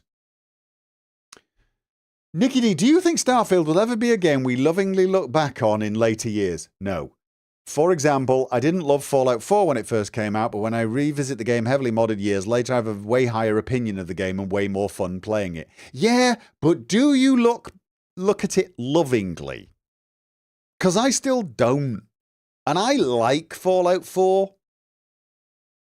And Fallout 4 with Sim Settlements 2 is awesome. But I don't have the same feeling about it that I have for Fallout 3 or even Fallout New Vegas. Nostalgia, you see. That's this. It's you when you look back lovingly on something, it's because it made a great first impression. Will Starfield ever be a game where we really sort of love the game? I don't know. I think at its core, there is something stopping that from ever being a reality. I'm going to be honest. A lot of it is the character build system. The character build system is built around the NG+. And it's an interesting idea, the way they did it. And there is a side of me thinks it's cool. And it's kind of great to have a character that's 177 levels and utterly insane and stupid. I just don't fancy the idea of ever making another character in Starfield. I just don't. Because those early days, the character build sucks. I just don't like the character build system. I prefer Fallout 4's. I do. I prefer Fallout 4's system. And Fallout 4 has a little bit of that problem where I very often end up taking the same perks for the first 30 levels because I want lockpick and I want hacking and I want gun nut and I want science and I want, it's like that, isn't it? There are certain things where you just want them for the sake of it. Fallout London was pretty good at breaking that mold. Fallout London was so tough that I couldn't waste perks on convenience perks like gun nut and things like that. They're nice convenience perks, but I needed other perks. I needed endurance points to survive. So yeah. I think it's the Starfield character build system just does not make me ever want to play it as a new character. I do want to do another NG+. The reason I want to do another NG+, though, is I want to see if there are any differences in the Watchtower creation in NG+. And I also I am curious as to Terran Armada, although not as curious as I should be, seeing as I did not like that DLC. So, yeah, I think Starfield just doesn't have what even Fallout 4 has to some degree. Fallout 4 it's You can add mods to it to make it a really good experience. Starfield, you can add tons of mods to it. It still feels like Starfield. The travel system they've enhanced is okay. The new cruise mode is okay. But anyone who's ever played any other sort of space game will tell you it's just really rough, really basic, half-baked, missing some essential features. Doesn't even show where you are on a map kind of thing. It's just like, I wouldn't play Starfield for the Elite Dangerous No Man's Sky experience. So, yeah. No, sorry, Nicky D. I don't hate Starfield. I quite enjoy it at times. I don't love it. Mark, Darklord, when I asked what Let's Play do you want to play, I meant what are the parameters you use to choose them and so that more suggestions are more tailored to what you want? Oh, good question. What parameters do you want us to know for suggestions? Right. As a general rule for Let's Plays, I feel like they need to be ones where I can sink into the character and experience the game, the story, the world. This is why first person's always helpful. They need to be something where I can sink in and become part of that world. However, I would actually say it also helps if the game has aspects that let me be me. And not all games do that really, really well. It's very difficult to nail down. Skyrim and Fallout, they are good because those games, well, Skyrim especially, but they are games where you can tell your own story. In fact, kind of like almost its superpower. It does have its own little stories, but you can really kind of tell your own in a weird way. And in some ways, I believe the things that sometimes people complain about in, say, Skyrim actually are its strength. Like if you're playing Cyberpunk, an utterly superb game, it's very hard to tell your own story. Very, very hard. Because it's telling its story and it's telling it well. Do you know what I mean? So this is a tough call. But yeah, as a general rule, it needs to be something I can sink into. Red Dead Redemption 2 is a great example of a game where I could just sink into the world, enjoy the story, but then I could also wander off and go hunting and bond with my horse and do some fishing and see the world. God, I want to play Red Dead Redemption 2 all of a sudden. So yeah, first person is always best. And oh God, I'm going to use the word immersive. So yeah. Okay. Tavi, have you considered doing a Skyrim Let's Play with someone else's collection like GTS? I've sort of already answered that one, haven't I? Not really. And it's not that I don't. It's not that I don't appreciate other people's collections. I just don't like everything that they add to these big collections. I mean, Gates of Sovngarde is great, but there's a ton of things I'd tweak from it. I'm not fond of the way it changed certain character looks. For example, I quite like the vanilla way Skyrim looks. I like the fact that certain races look a little alien. I never liked the Elder Scrolls Online making orcs and elves seem sexier and less alien. I mean, I don't want them to look quite as alien as they did in Oblivion, because Oblivion's alien nature was, they just looked wrong. You know what I mean? There was that uncanny valley thing in But in Skyrim, they managed to make the elves, the orcs, they looked a little alien, and I kind of like that.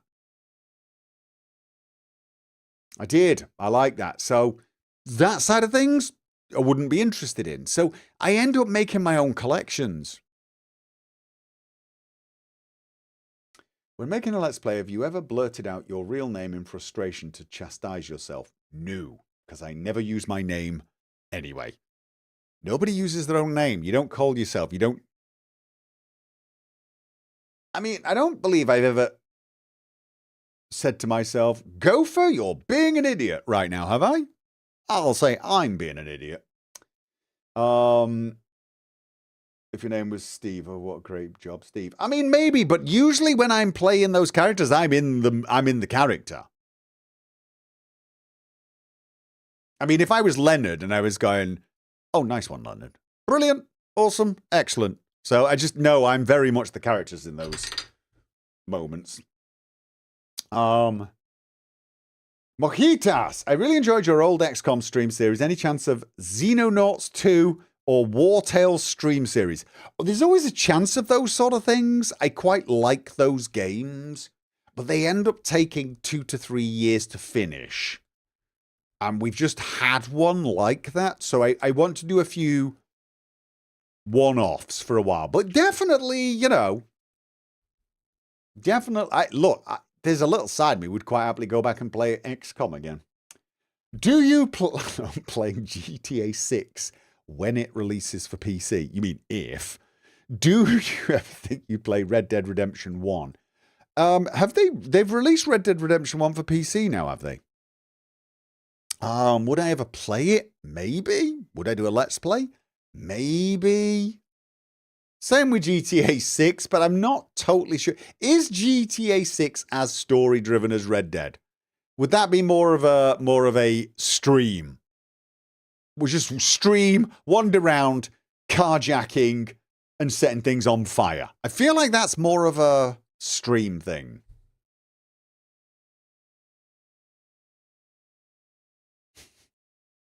I mean, I know some people said Red Dead Redemption was GTA in the Wild West, but I suspect GTA was not. GTA games are story-driven. Yeah. Are they like Red Dead, though?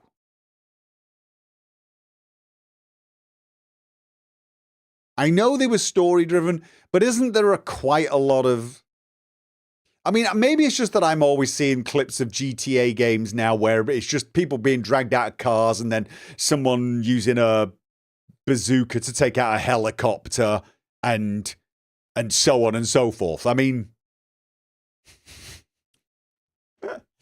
I feel like GTA's more gamey, silly. I've only ever played the first GTA. If the new ones are more story-driven, maybe. Why not? I loved Red Dead Redemption 2, and I didn't play Western, so hey, let's play a gangster thing. But if it's more of a silly thing, silly, you know what I mean? If it's a bit more over the top, maybe just be a stream game. I mean, I've got GTA 5. Never played it, but I've got it.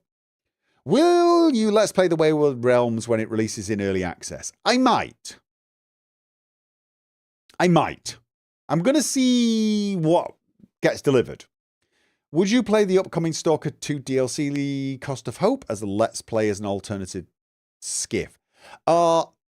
Maybe, but I'd need an alternate skiff. I've completed the game twice, so I don't really have a character. But I do have... I mean, I could load up...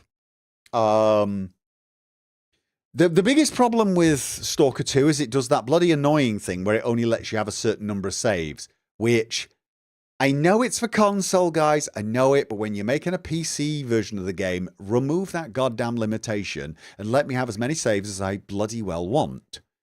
I don't even see the point of that on PC. I don't. Let me deal with the problem if I run out of space. Yes, I got a warning today from GOG. Unable to sync your saves. Available space on GOG, 200 megabytes? Gigabytes? Yeah, gigabytes. And then it was like, use space on your system 4,500 gigabytes. I'm like, yeah, that sounds about right. And that doesn't incorporate all the backup saves, because I have got backup saves on about 15 playthroughs of Cyberpunk. And by backup, I mean I literally took the saves and just put them in another folder, so they don't count to the sync process. So like the Let's Play I did with my female V for Phantom Liberty, I've got the saves for that in a folder somewhere. That's my problem. So yeah, but of course, Stalker doesn't have that. So it might be a case of, in the DLC, you have to play it between X and Y missions. Because I know there was an update recently where they added a new mission that you start with Diode, but it has to be done after a certain point in the main quest and before another point. And I was already past it on my second playthrough, so yeah. Okay. What do you think of Hogwarts Legacy? I finished the Platinum. I was drained after. I hated that Merlin Trials didn't have a payoff. Ooh, did I never do a No, I don't think I did a review of that game. I liked the game. I liked the vibe. I loved being at Hogwarts. I think they nailed Hogwarts. They nailed the vibe. I loved the lessons. I loved learning the spells. I even quite liked the combat to some degree. I didn't like the Ubisoftication of the game, and you know what I'm talking about because you've mentioned it. I hated that the Merlin Trials didn't have a payoff. They actually did. Merlin Trials, the more of them you got, the more carry space you got. No, it doesn't make any sense, but yeah, that's the payoff. It's a game that just had way too many challenges. Find all of these flying keys and smack them into a wardrobe. Solve all of these number tasks. It's like one of each Merlin task trial would have been okay. One of each of those little puzzles you flip would have been okay. One pop the balloon trials, okay. That's all you needed to. That's it. There you go. Fun, brilliant. Thank you. I'm good now. Make me do the number test once. Thank you. I don't need to do it twice. I really don't. I don't know what it is with game companies who come up with a little mini game mechanic, make you do it once, you figure it out, and you think, oh, that was kind of cool, and then they make you do it 25 more times just to get all of the collectibles. Yeah, no, it was nice. I figured it. I figured it now. I'm done. Go away. So, yeah. So mixed feelings overall. Very mixed feelings. I think they did a good job. I'd give it an 8 out of 10. They nailed the vibe. I quite liked the story. Just too Ubisofty. Way too Ubisofty. Is Enderall worth playing in 2026 if you never got round to it years back? Yes, Nicky D.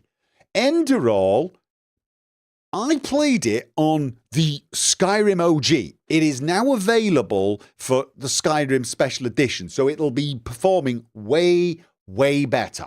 It was worth it, even if you had to go back to the Skyrim OG, right? And it's now a standalone game. You do not need to do any installation, modding, weird crap that we had to do back then. So it's a piece of cake. Enderall was worth playing back then. It's had a DLC that I've never even played. There's a game. There's a thing I might think of playing. Enderall and its DLC. Completely different character this time, though. Maybe I would do a good playthrough.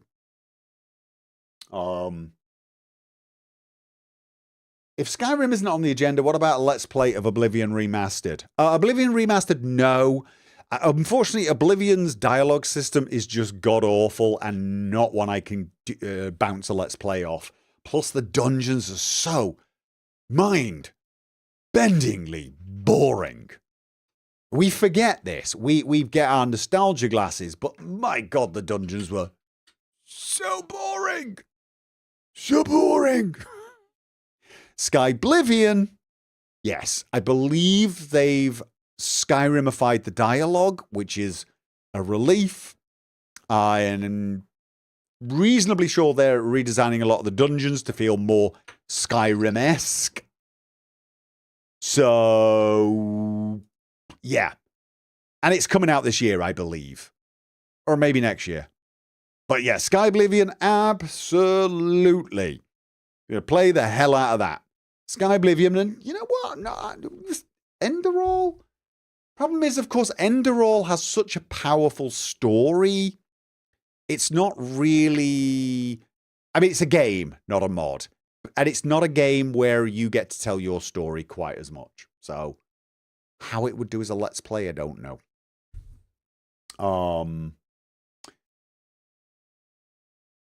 If you could ask someone like Kingath or even do it yourself, what would you fix in Starfield, character building, or hiding the loading screens more?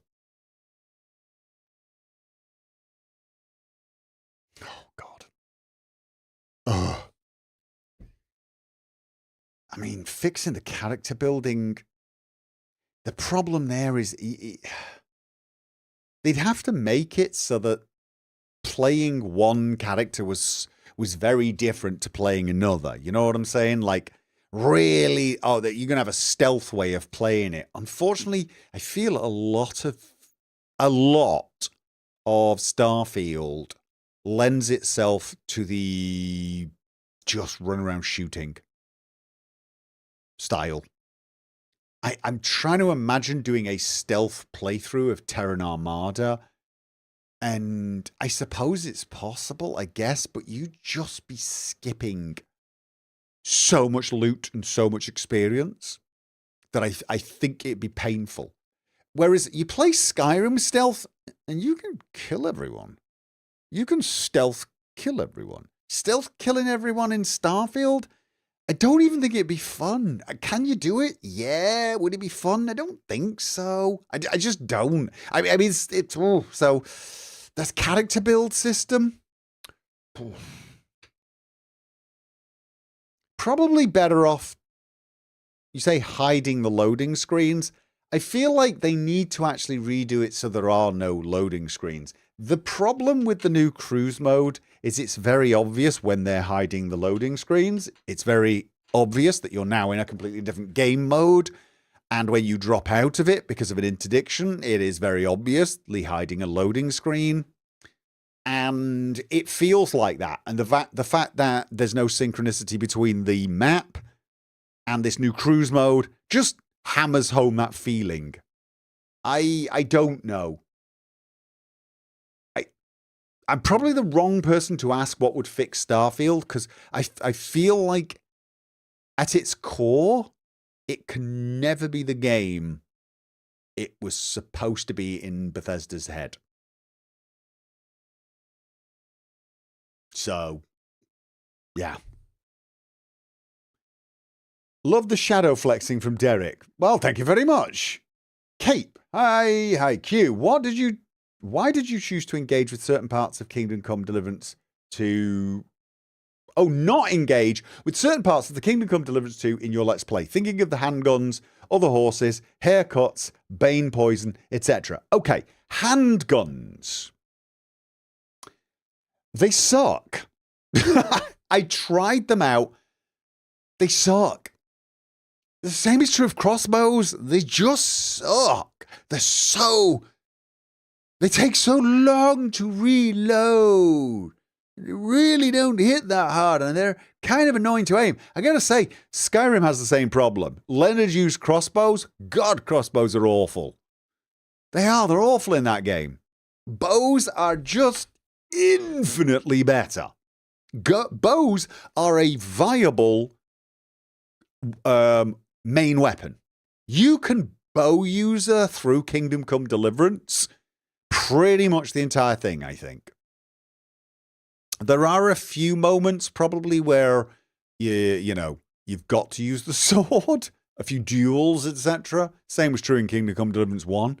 But like Kingdom Come Deliverance 1, it was very, very hard to be a pure bow user and do everything. You could do it. I kind of did a character all the way to level 15, which was 3/4 of the way through the game, who had never even done the missions with, what was his name? Bernard, that actually taught you how to fight properly. Didn't even do those, so had to rely on the bow. It was possible, but it involved a lot of running away and using the horse. Kingdom Come Deliverance 2? No. You can actually viably play with the bow. So it's just night and day differences. Other horses, because Pebbles is the only horse. For my Let's Play, Pebbles became a symbol. He became the character. I did this in Red Dead Redemption 2. I got a horse early on. I gave him a name. And then I just couldn't get rid of him. And Pebbles was Pebbles. Pebbles was just Pebbles in my first one. And Pebbles sucked. I did use other horses in my own playthroughs. But I stuck with Pebbles in my main playthrough. Much to everyone's annoyance. And what's weird is in Kingdom Come Deliverance 2, they actually added a perk that made Pebbles the best horse in the game. Which was a little odd. I mean, welcome, but at the same time, I'm not sure it was welcome. There's a little side of me would actually consider playing Kingdom Come Deliverance with a mod that stopped that from happening. Because hearing people describe Pebbles as a nag and getting really annoyed and insulted on his behalf was one of my little guilty pleasures early on in the playthrough.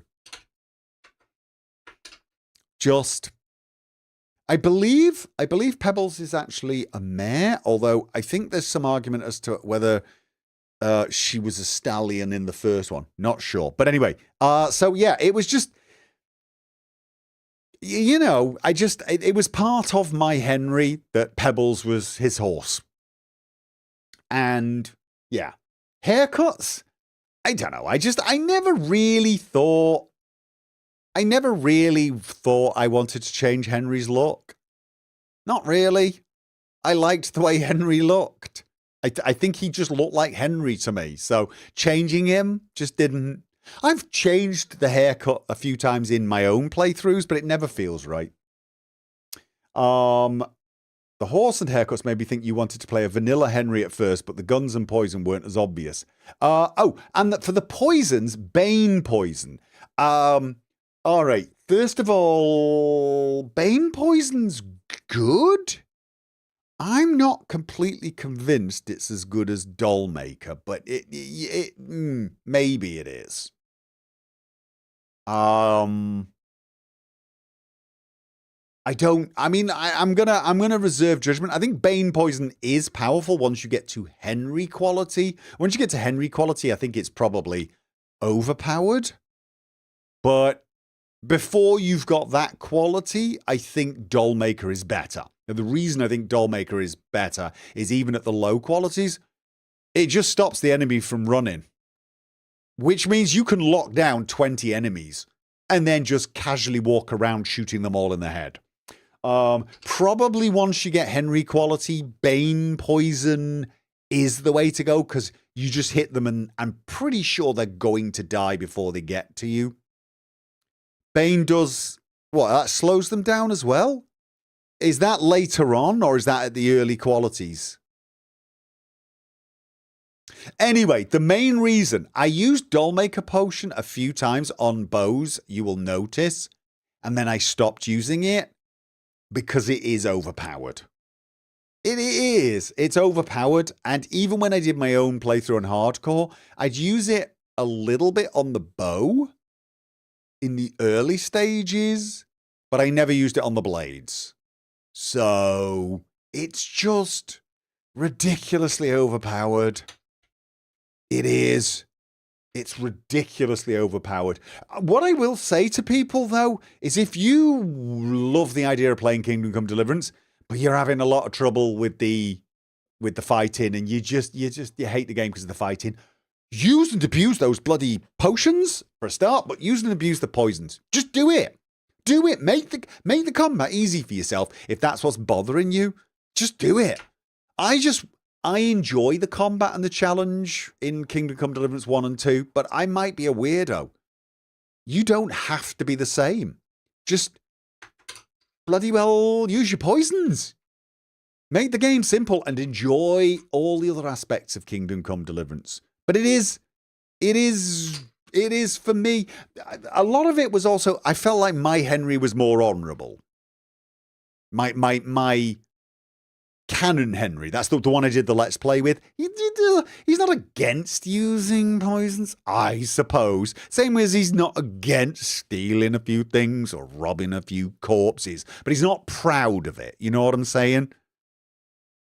He'd much rather beat them in a fair fight kind of thing, which is, stupid, I guess, but at the same time. So there was partly that as well.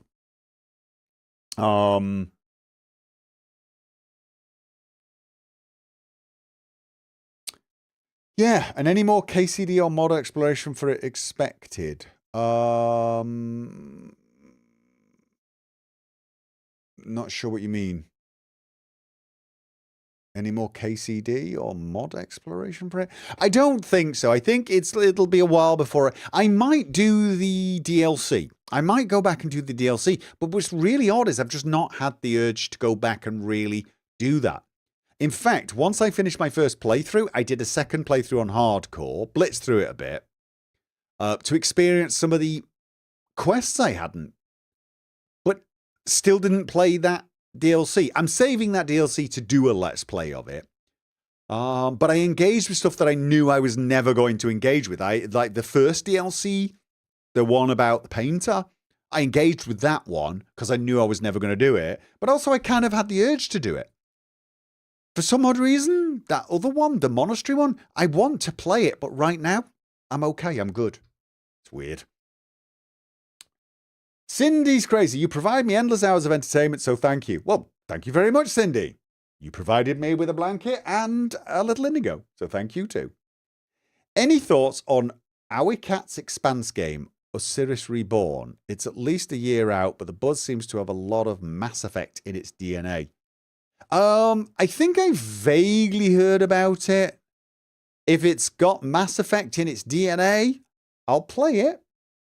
Do you think it's a Let's Play game? I mean, honestly, Mass Effect is one of those games where I still wonder if it was a good idea to Let's Play.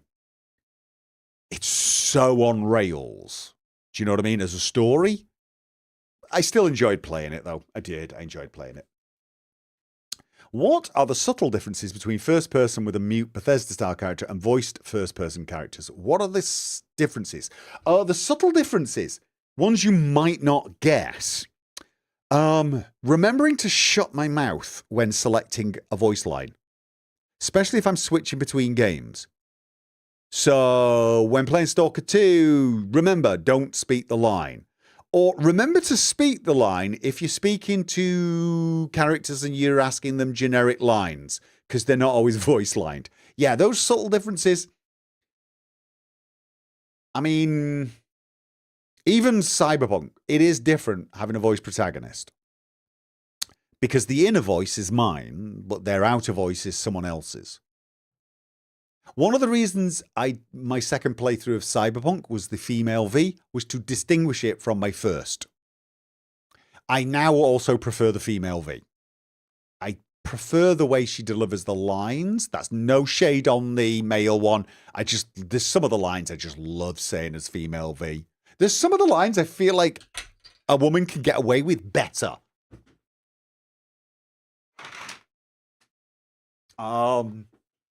I felt a little freer to be a bit more, dare I say it, macho? But also, I have to tell you right now, dress up with female V, way more fun than with male V. And this is nothing to do with, I want to look at women's bottoms kind of comment that people say. No, I actually thought the outfits for female V were kind of kick-ass. Ones for the male V just never did it for me. There you go. Talking about Patreon, am I blind or is there only one tier to sub? There is.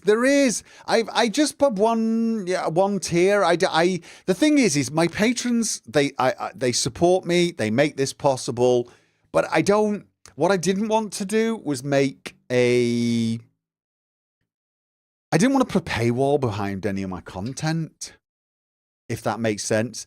In a weird way, I guess I'm paywalling this just because I'm answering your questions. But that's not the same. Everyone can see the stream, right? So I never put tiers to it because, like, oh, if you give $10 a month, I will do X. I didn't want to do that. So, yeah. I'm probably the worst content creator to have ever existed because of this. Just I feel better about it being like a voluntary amount, and you just support me as much as you can, and I love you all for it anyway. So but you can, I mean, literally, I think the minimum's $1, but you can upgrade it to whatever you want, but there isn't a tier. So okay, that's right. Official request to play Date Everything. Should I worry? Cindy, that's not a question, but a request. Should I worry? Oh yeah, backers also get to be sacrificed in Darkest Dungeon.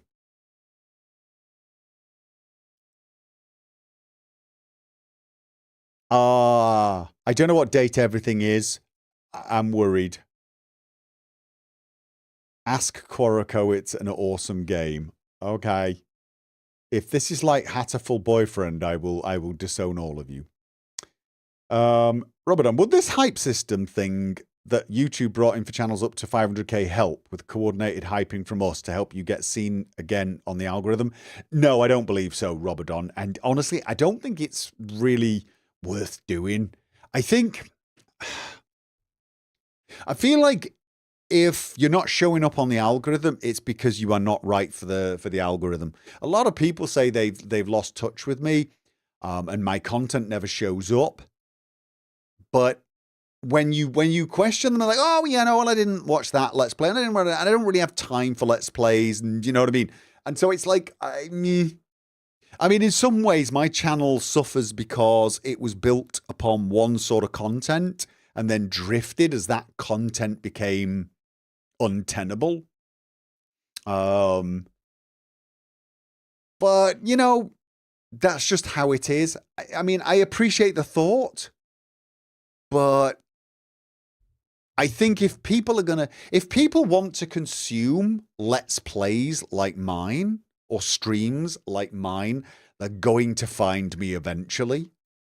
I think you're a very unique lot, is what I'm saying. I think the hype feature isn't available in Norway. Oh, well, there you go. There's that as well.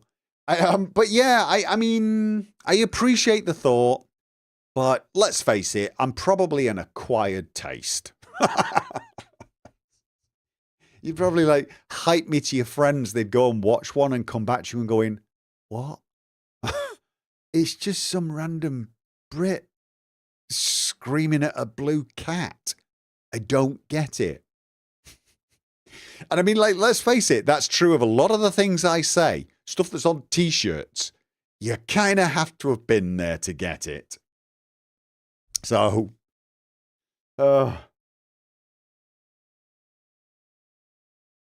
that's not a question.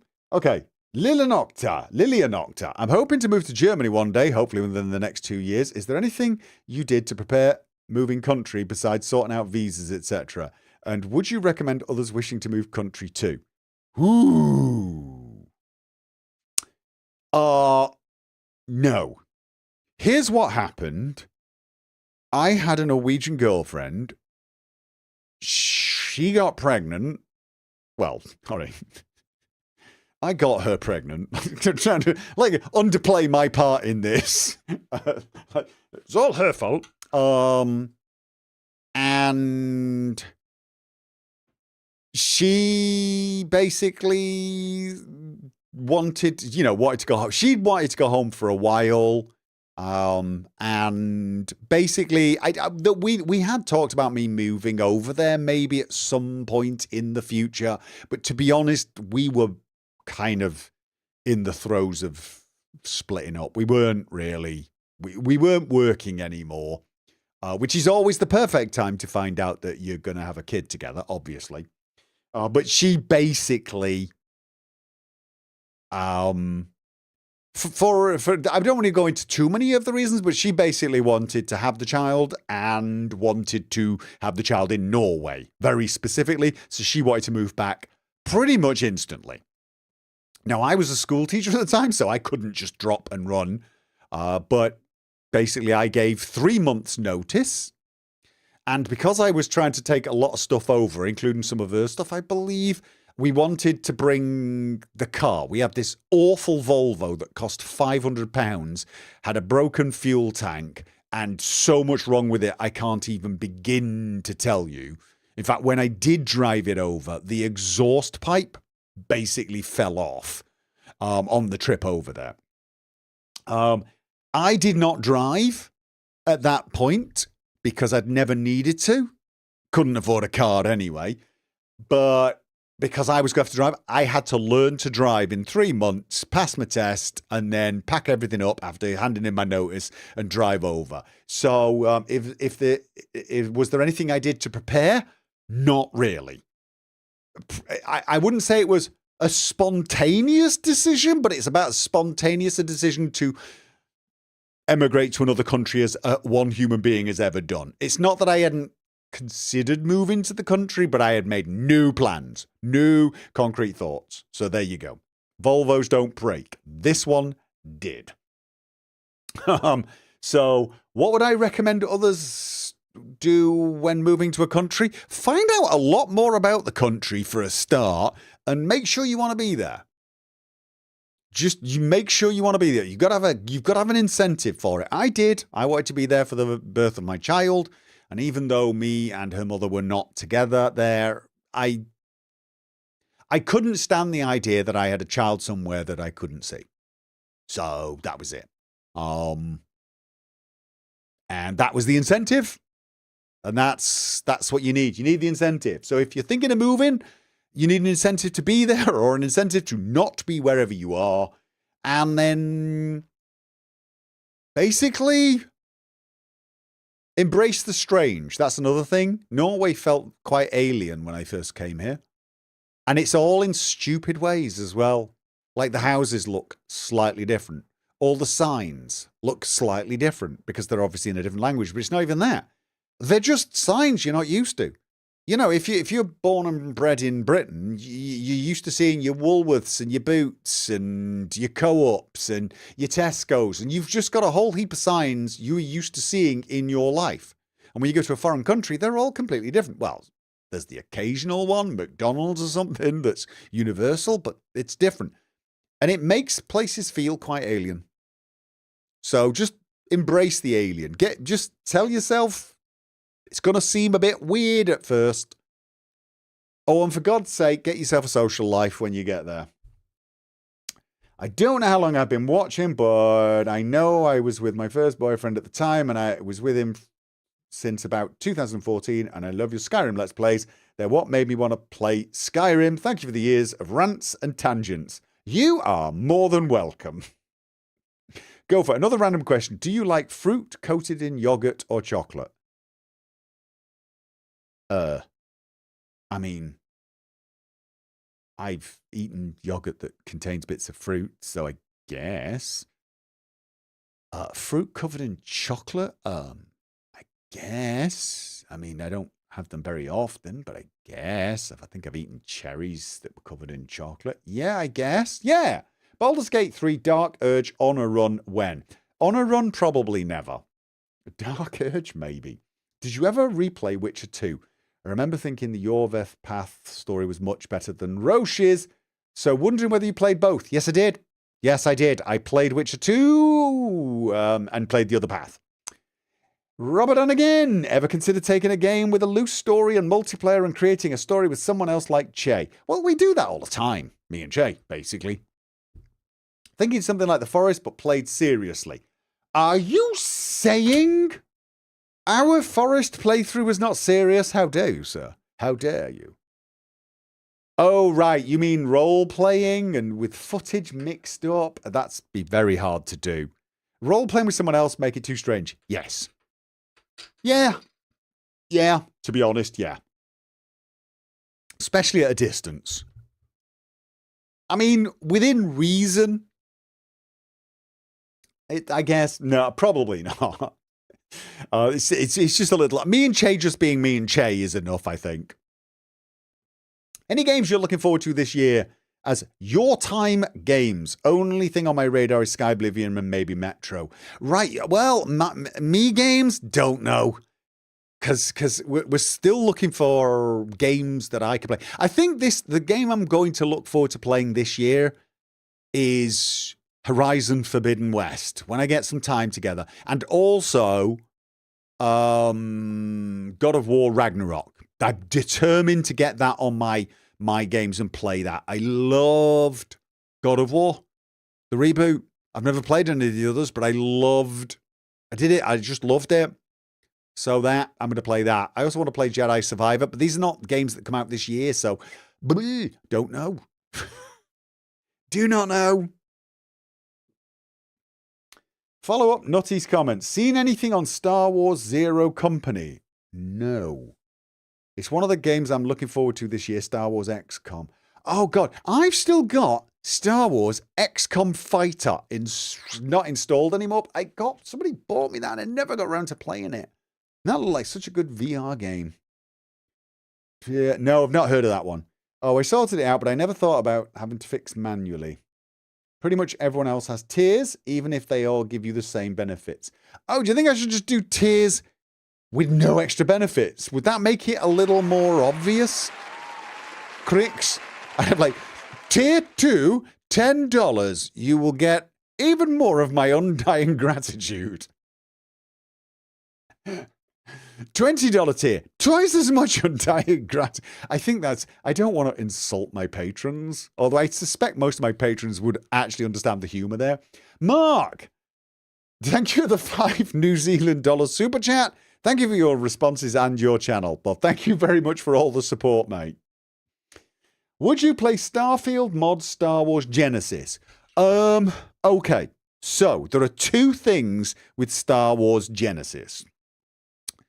One, I'm told it feels very different, but it's still Starfield underneath. So it's still, I mean, it's got a different vibe, but its content is identical, or at least mostly similar. I don't know if this is true. But the other thing I've seen with Star Wars Genesis is that there may be issues with it using AI content.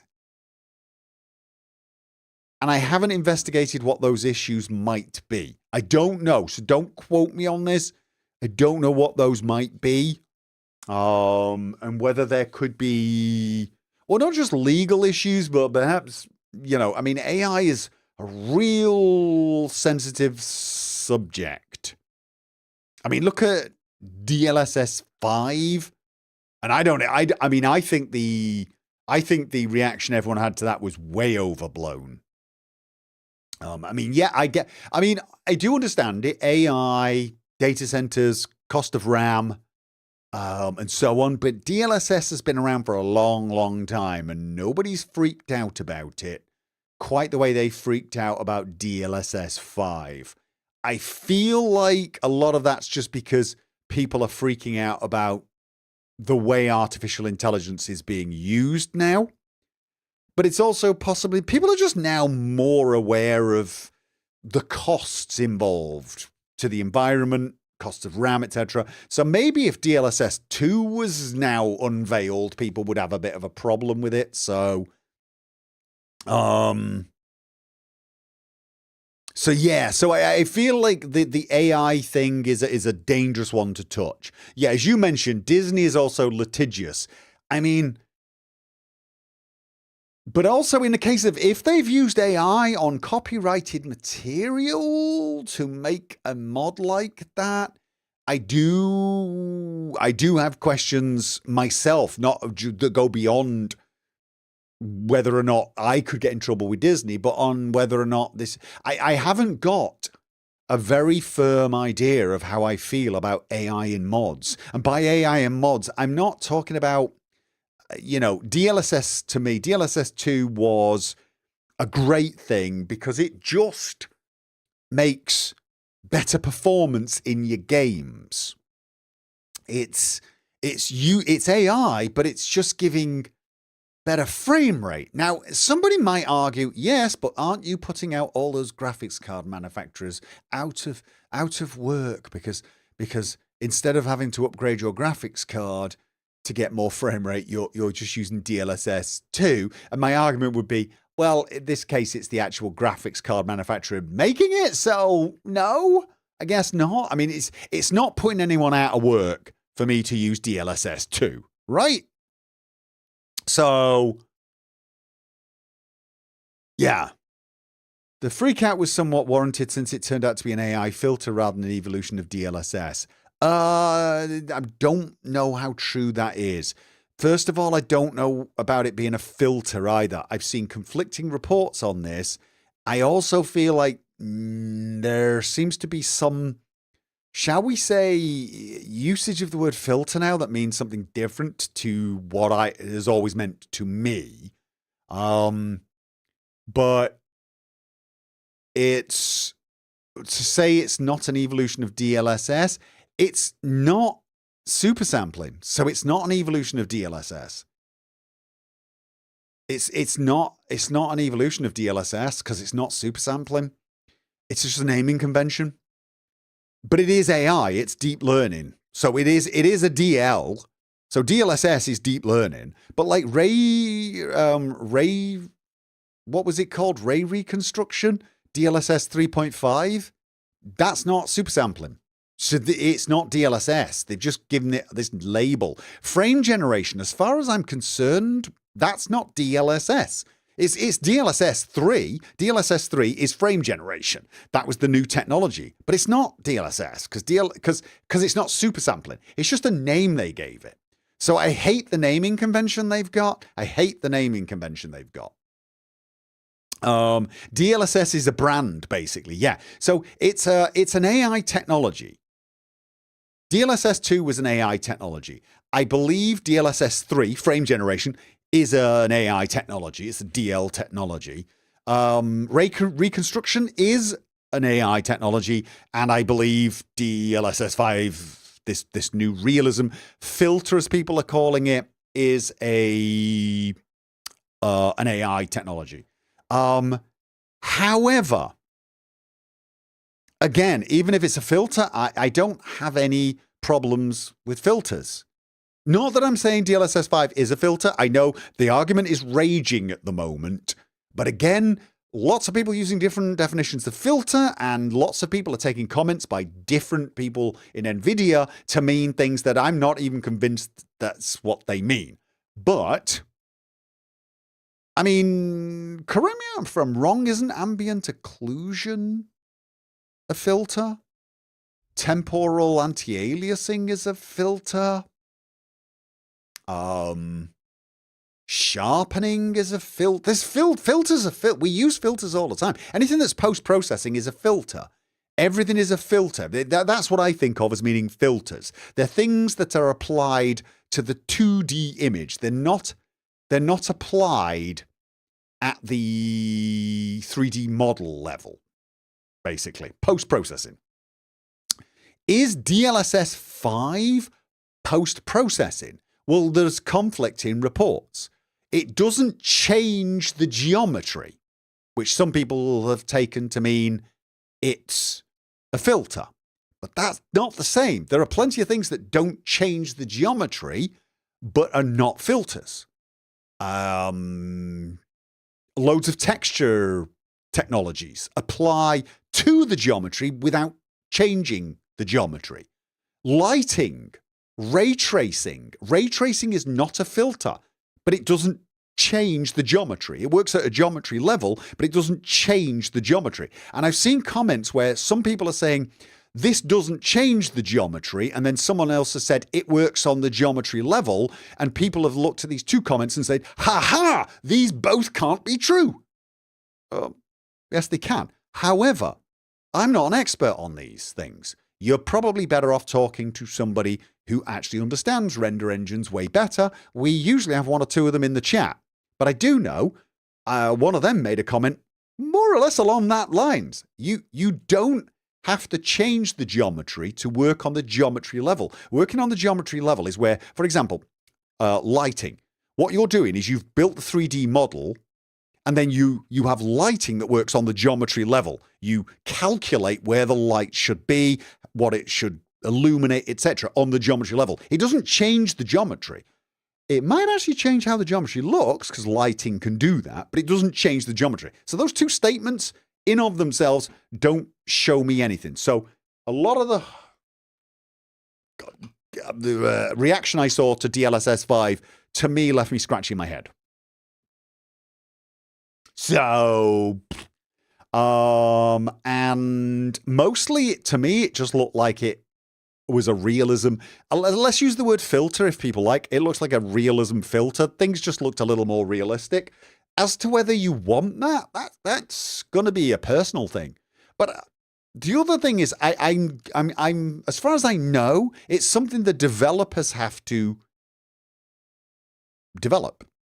They have to enable it, set the parameters, etc. So it's really going to come down to the developers. And my guess is, once you get games that use it, they'd use it in a way that helped their game look the way they wanted their game to look, right?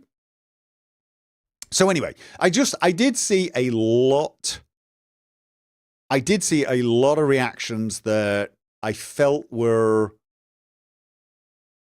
I don't want to say unwarranted, but not necessarily spot on. But I didn't really say anything about it because I think artificial intelligence is a bit of a dangerous thing at the moment. And this sort of technology, yeah, we should be skeptical of it. Massively skeptical of it. And the things that worry me about, say, DLSS 5 is, could this make developers, out of a job? All of these people who make great render engines and lighting, if we just use AI to do that instead, you don't really need any enhancements. Could they be out of a job? I don't know. These are the questions we have to ask. It's more societal questions. And I don't think this is anything to do with how DLSS 5 looked, because to me it looked fine. I saw a lot of people say, it looks like AI slop. First of all, I really am. The word slop has started to get used to mean anything anyone doesn't like, and that kind of bugs me a little as well. Does it look AI? Maybe, but all computer games look a bit AI. I mean, they're artificial. They all look. And AI is not perfect. There are telltale signs that it's computer generated. Well, that's most games you've ever played. So to me, the freak out should have been, okay, aren't we going a bit over the top here on this whole AI thing? And how many rainforests did you have to burn down for this? So there's a whole heap of problems I have with DLSS 5, but it didn't center around whether or not it was a filter, I guess. I have gone off. You've tangented me. Yeah, Star Wars Genesis. Again, I've got the questions. Questions are all about the AI on that, I think. Who's going to get him into chromatic aberration next? Yeah. So that's the thing with Star Wars Genesis. And I am not, for the record, any fans of that mod list, I'm not saying there is a problem, but I've seen discussions of it.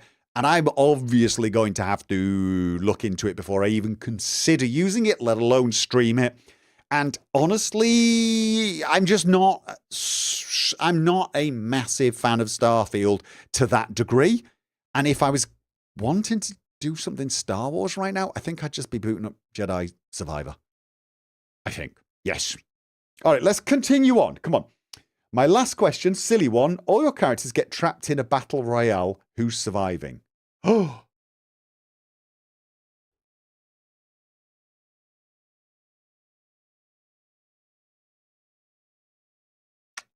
Ooh.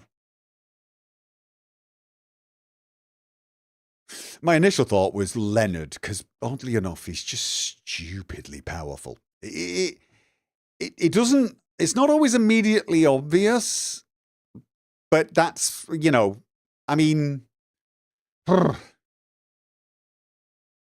can summon dragons. Technically, he can summon 3 dragons at once. And, you know, poison everything whilst going invisible and ethereal and slowing time. I don't, yeah, I mean, it's just, yeah, I know it's weird. There is my character Malcolm from Starfield. He wasn't that powerful in the Let's Play. Right now, though, he's semi-godlike, but yeah, I don't know. I mean, Leonard can slow down time. Definitely. Yeah, I'm probably going to say Leonard. I'm going to say Leonard just because. I mean, he is actually. It's just, he's got. Now that he's embraced his Dragonborn side. But because of the Bard's expansion thing, he can now go ethereal, slow down time, and I don't know, dash 100 meters away at once, right? And honestly, there are some other powers he has access to that I've never actually taken yet. And I think maybe I'll find a way to mod them out if I ever go back. There's one power, I think it's under alteration, or is it stealth, where he can actually just teleport behind someone and backstab them. It's a power. And Leonard doesn't like stabbing people if he could possibly avoid it. He'd rather poison them by just dabbing them with a contact poison. But yeah, so I think I'll mod that out. That's the thing. Leonard is one of those characters that I was constantly having to mod restrictions on. Though I know you don't plan to have Leonard fight Alduin. Have you ever tried to figure out a way to make it work? If Inigo was the true Dragonborn, I guess it might help. To be honest with you, Leonard could probably destroy Alduin. I've made the dragons so resistant to poison it's stupid, but his poisons are incredible. And he now has so many powers and so much magic and so many shouts. I mean, the ethereal shout is incredible, but he can now chain shouts together. So he could probably do something like, you know, bend will, slow time, pepper Alduin with poison arrows, and then, you know, hit an invisibility spell and be off. I feel like he would probably, oh, right, okay, yeah, he would probably handle Alduin. Although he would probably have a few surprises, not the least of which is he can't command him. Because Leonard doesn't know that there are dragons he can't command. Which, yes, is one potential way that Leonard might get himself in trouble. Leonard is now under the idea that he is safe from dragons. And I'm quite happy leaving him believing that. Just in case. Why is there a snowman in the thumbnail? I just reused the Christmas stream. I didn't have time to make a new thumbnail. There is now a little option on my YouTube upload to have an AI generated thumbnail. One came up for the announcement video, and it was really spectacular. And I'm like, okay, that's a bit too much. So I just said to it, please remove the background. It looked awesome. It had my logo and this fantasy dungeon, and then this. It was great. But I'm like, okay, that's a little over there. So I just said, just remove the background, and it just left my logo and the text in. I'm like, okay, that's what I was going to make anyway on my thumbnail, so I'll keep that. Yeah, first time I use an AI generated, I think it's AI generated thumbnail that comes with this YouTube app. I immediately go, whoa, get rid of all that crap. Just give me the text and my logo. Old man uses AI. Okay, so there you go. Yeah, no, I think fighting Alduin wouldn't be that hard. Do you have any interest in playing Resident Evil games? Maybe. Maybe. Oh, is it a survival horror game?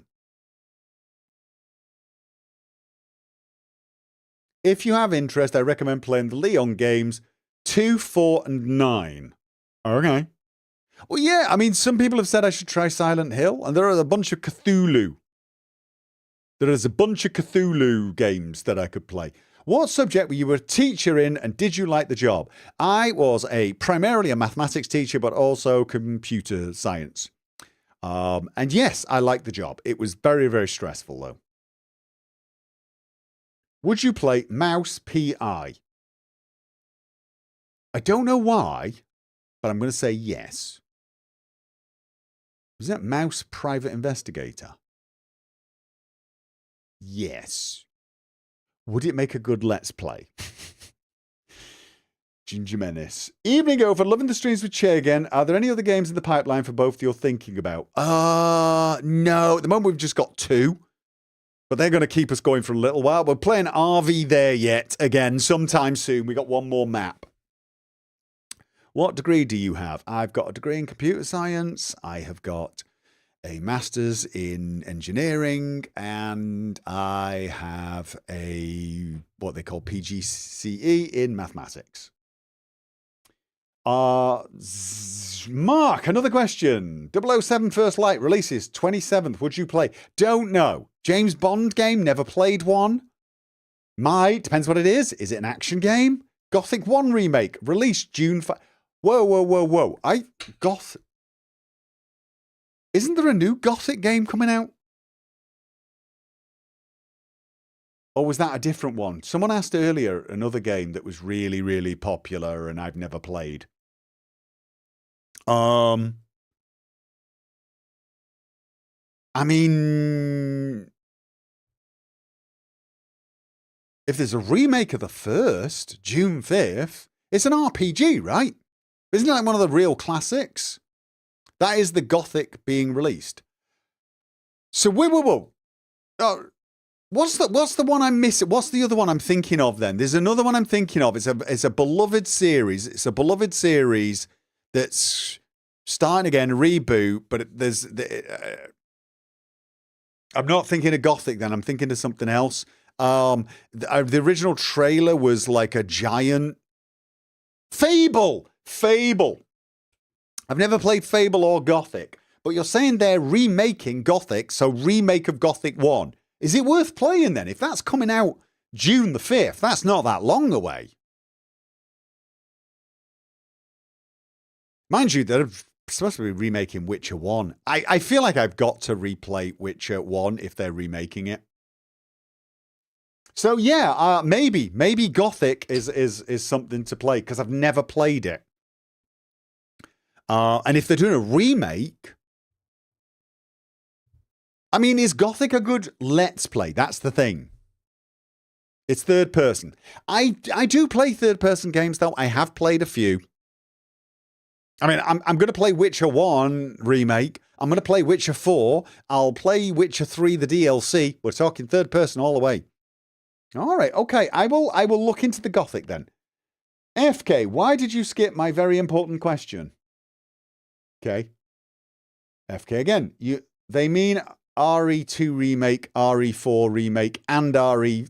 Okay, so there's a RE2 and a RE4 remake. And those are worth playing in that order and then play RE9. Okay. You know, a lot of... Are they making a Witcher remake? I've heard they're making a Witcher 1 remake and a Witcher 3 DLC.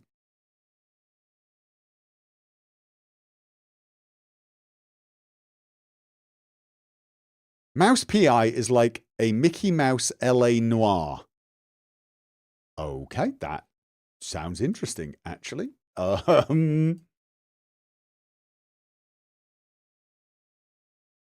Okay, final question for me tonight. What's your favorite Pokemon? Mine is Ninetales. I have never ever played Pokemon.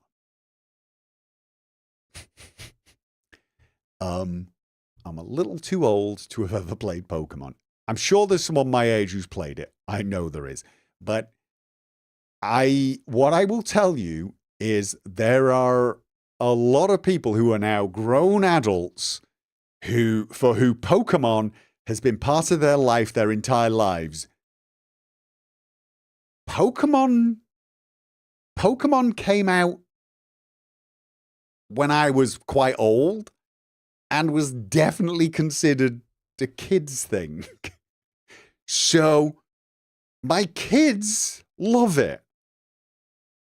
My daughter, who's an adult now and's got an adult boyfriend, the boyfriend collects the bloody cards. So I know Pokemon is an adult thing. You have to remember.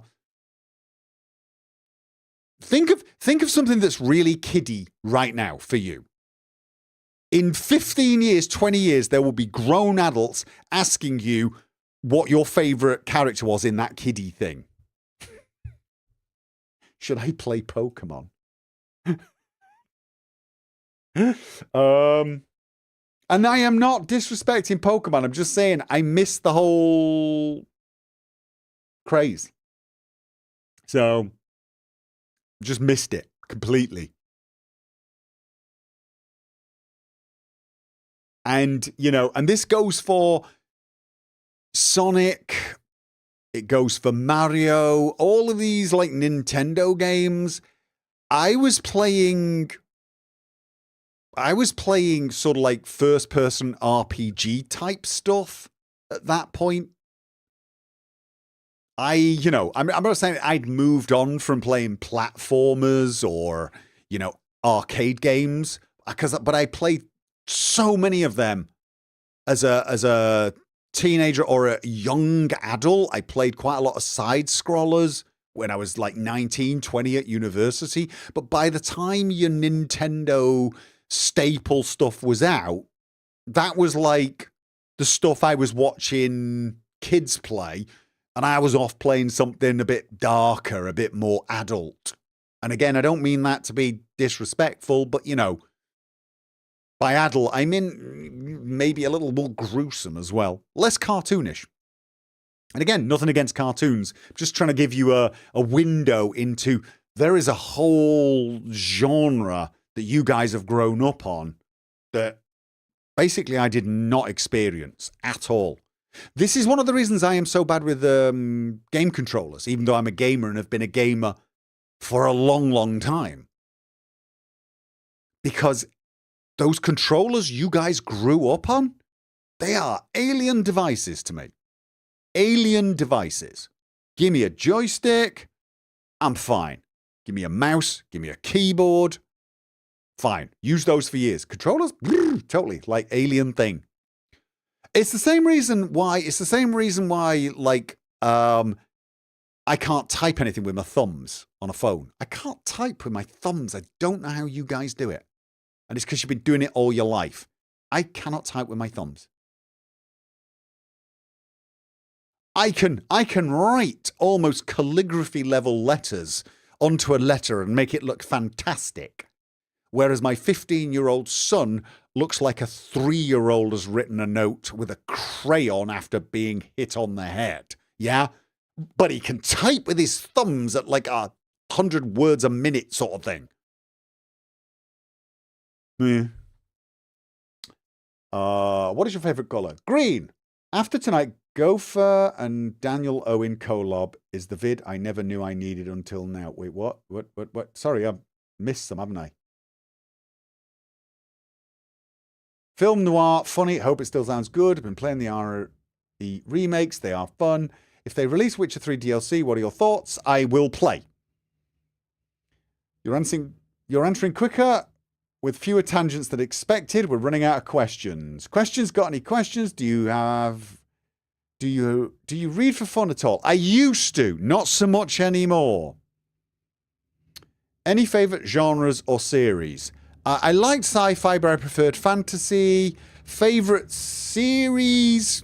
I mean, I love Lord of the Rings and things, but if I was going to pick favorite series that just have a fondness in my heart, it's a real mishmash mix, so that you will not be able to pin me down as one type of book reader. There is, for example, I absolutely adore the entire Discworld series. So Terry Pratchett, love and adore. I love whimsical stuff like the Belgariad, but I love deep, dark, and often extremely drawn out type fantasy like the Chronicles of Thomas Covenant, The Unbeliever, which are phenomenal, but a heavy, heavy read. But here's the thing. I read the original 6 books, well, 7 if you include, what was it called? Gildenfire? But they've released 4 books since, and I've read 1 of the 4, and I've not got round to reading the other 3. So my reading has just fallen off a cliff. Read more or less everything Isaac Asimov made, Frank Herbert, this is your sci-fi. Loved Julian May, did a weird time travel series. Ringworld, I quite liked. There's quite a lot of the old classic sci-fi writers I've read, and it's just quite a lot in the past, not so many anymore. After tonight, Gopher and Daniel Owen collab is the vid I never needed, I know. Who is Daniel Owen? Probably some really, really famous person. Got any favourite tech YouTubers outlets you keep up with? Viva La Dirt League. Not really a tech YouTube channel. I just thought of Tech Town. I follow a few sometimes, but not religiously. There's Gamers Nexus, I think I follow. What's your favorite color? Green. Bacchus D&D, Call of Cthulhu, tabletop RPG system with Gopher as DM when? Probably never, but it sounds like it could be fun. Apparently, we still need questions, so ever thought of doing live streams, watch-alongs of your more popular series with commentary? No. No. Is that a thing people would want? Give me a chance to actually catch up on my bloody popular CV series. Who is the King of England? Is this a test? Unless something's happened, it's Charles still. Although you never know at the moment. Like Epstein files dropping, for all I know. It might have gone through 2 or 3. Not that I care. Not a royalist. Sorry. Do you build your own PCs and how long? Yes. What's the most annoying thing about it? Oh, God. The annoying thing about PCs, not such a big problem now, but the annoying thing about PCs, if building your own, is when it doesn't work. And that is not me being flippant. I mean, when you get everything, you put it all in and it won't turn on and you've got to try and figure out what it is and you don't have spare components. It's not a bigger problem for me anymore because what I tend to do is upgrade machines. So, or like at some point I'm going to have to re-upgrade my render rig, but I'm going to do that probably in about 25 years when the AI bubbles died and we managed to fight off our machine robot overlords. And what I will do then is replace everything. But because I've got lots of backup material, I could put the motherboard, CPU, memory in, boot up, make sure I get a boot. Then I could put a graphics card in and see if I get a picture.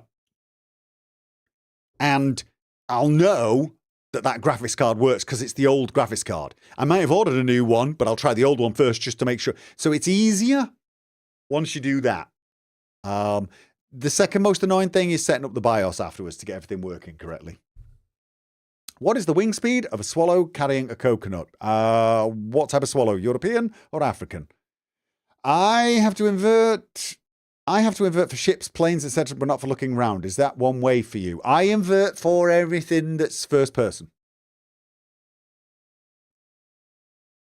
and secretly object to it being called invert. I think what you do should be, or what everyone else does, should be called inverted. I don't see why pulling back and pushing forward seems perfectly fine for me. You know, invert. You're the ones that inverted it.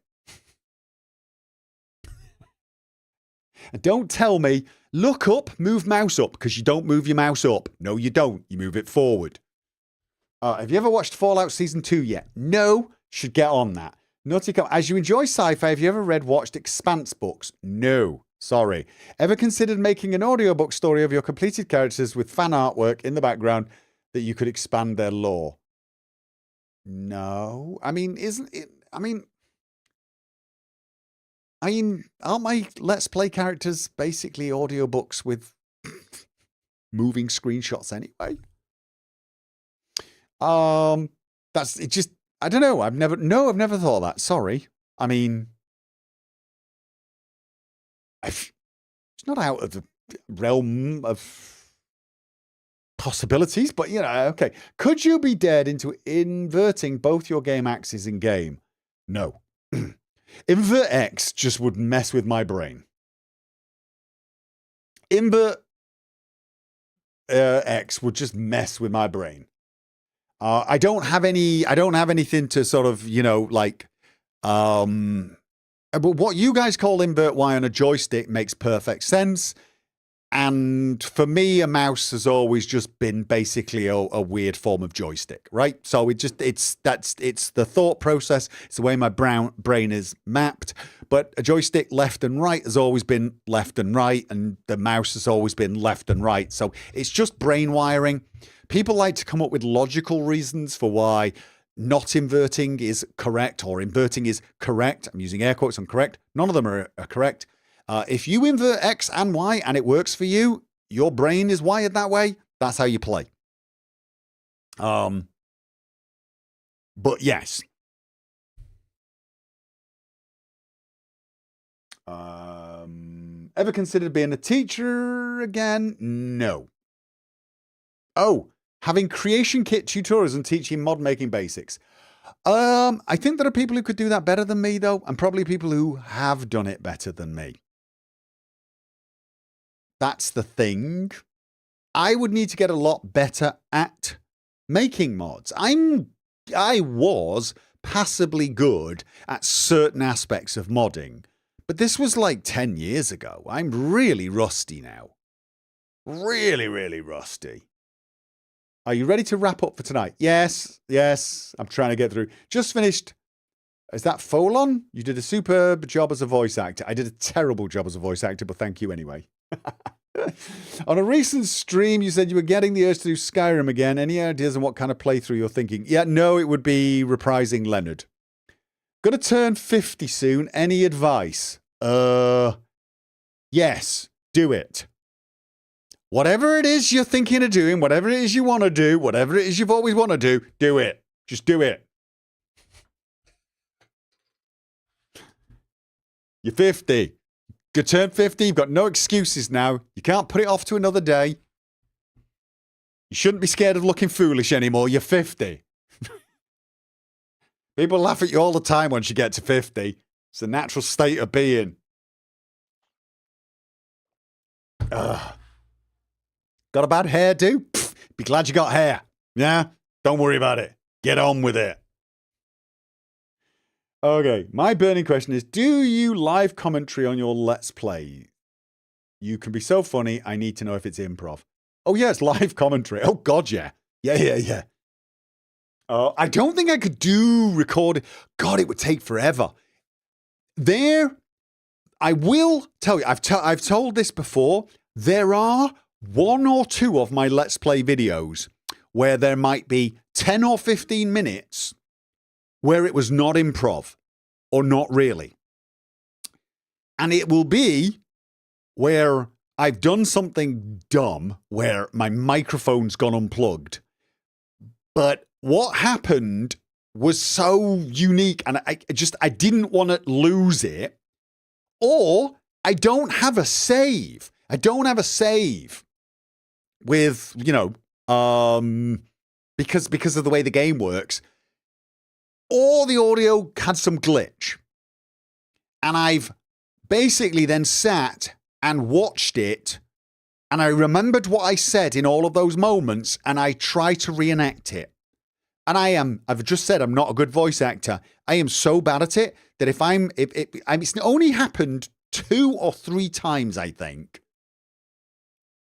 When I've done it, a 10 or 15 minute clip will probably take me an entire day to nail. For me to do it and go, okay, I think that's how it sounded, and I think I sound believable. It's way too much hassle and work. That would just for like 10 or 15 minutes. If I was doing one episode, it'd take me a week. For me to and the other thing is the reason it's so difficult is you have to have what you're saying match up with what you're doing. And if you watch my Let's Plays, a lot of the communication is where I'm looking. I mean, if you look at the Let's Play, I do not play the way I would play if I wasn't talking. If something happens and I look at it and go, what the hell is that? That looks like a cow with 2 heads and it's upside down. What? Right, if I'm like this, I'm staring at this space for like a minute and a half, just gibbering away. If I was just recording myself playing and then adding voices afterwards, I would never have paused for that, because your thought process when you're not talking about it just snaps. It snaps. You process these things so much faster than you talk. So you couldn't do it. Or you'd at least have to have an idea. Oh, I'm going to stand here and look at this thing for 30 seconds and splutter. But also sometimes I'll be looking at Inigo, for example, and then looking back, and then looking at Inigo, and then looking back. And then you've got to time all of your comments. It would take too long. Trust me on this, having had to do it on some instances where I've had to reproduce what I did naturally. And granted, it took me a lot longer because I said, I'm not an actor. I just say what I say off the top of my head. To try and do that afterwards, I couldn't do it. It'd take too long. And I just don't think it would feel right. Yes. Anyway, so that's that one. Do you want a Discord room full of crazy character ideas? No. Thanks for the stream and have fun. Yes, I think, ladies and gentlemen, my moderators are getting as tired as I am because I feel like they want to get on with it. And I have been going for 3 hours. Oh my God. Anyway, ladies and gentlemen, I hope I've answered all your questions. Probably got a ton of others. As for what I'm going to play next, I don't know. I'm still not knowing. I've got Let's Play paralysis, and I think part of it's because I'm not 1,000% sure what is coming. What I might do is just Google what is coming, look at it, look at the dates, and then look at what I've got already done, and then think of something. As I said, I do have Starfield footage for a short Let's Play. Maybe I should dust that off so that people can see how good Watchtower is. Watchtower is very, very good. I am going to release that rant about Starfield, although I'm not looking forward to it.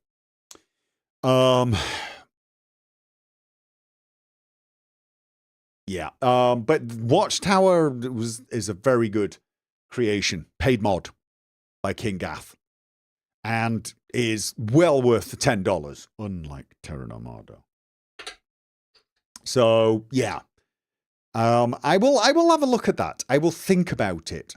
Right now though, I'm quite enjoying being able to just, like I said, make a video about Stalker, talking about how much I liked it, and then even talking about the difference between playing with Ukraine versus English. So not having to record has given me some time to tidy things up and also do all the editing for Stalker 2. Because, of course, I did a lot of recording quickly. I got all the recording done. Still have to edit everything, render it, get it uploaded. So I've got a lot of time for that now. That's good. But yeah, I will put some spoiler warnings on the video about Terran Armada. And I will even semi-tell you why I spoiled, even though I kind of didn't. But even that's sort of a spoiler in of itself. So I tell you what, if you don't want a spoiler, or something that might even be a spoiler about the Terran Armada, I will leave you with the final thanks for all of you beautiful backers, you patrons, you YouTube members, and you Twitch subs. Thank you very much for making this possible. Thank you to everyone who donates. Thank you to people who super chat. Love you guys. You are making this possible. It just wouldn't happen without you. So thank you, bottom of my heart. I'm going to do more of these, touch base with you again. I might try and do them every quarter. Like, I'll do one at summer. So you don't have to panic. If something comes up, we got some news, we'll have another one of these. Okay? So thank you very much, guys. If you're still here in 20 seconds, there will be a slight potential spoiler about Terran Armada. Okay? You go on. I'm not going to give spoilers, by the way, proper spoilers, but I might hint. You can probably guess.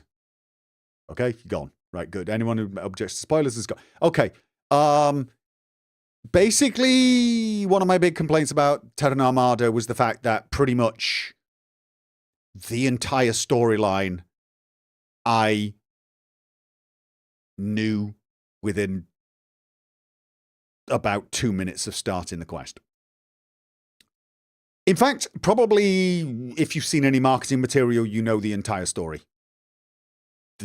I'm not even going to tell you why. I'm not going to tell you why. I'm not going to give you that level of spoiler, but that in itself tells you.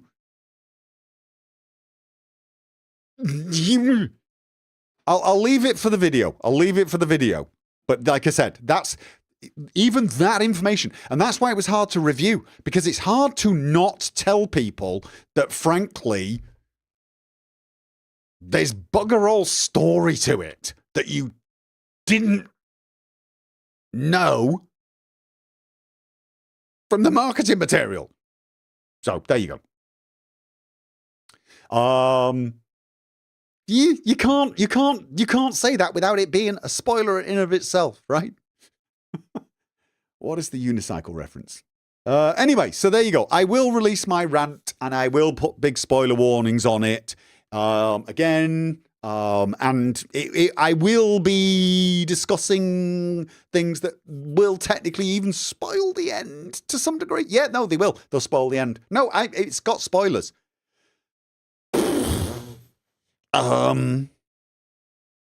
But seeing as my recommendation is don't play Terran Armada, well, don't buy it. If you've already bought it, if you've got the full deluxe edition, play it. Yeah, go play it. Just go. Why not?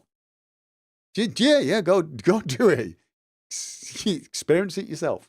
And then come back and listen to my rant. And you can probably rant with me. Okay. Thank you very much, guys. Good night.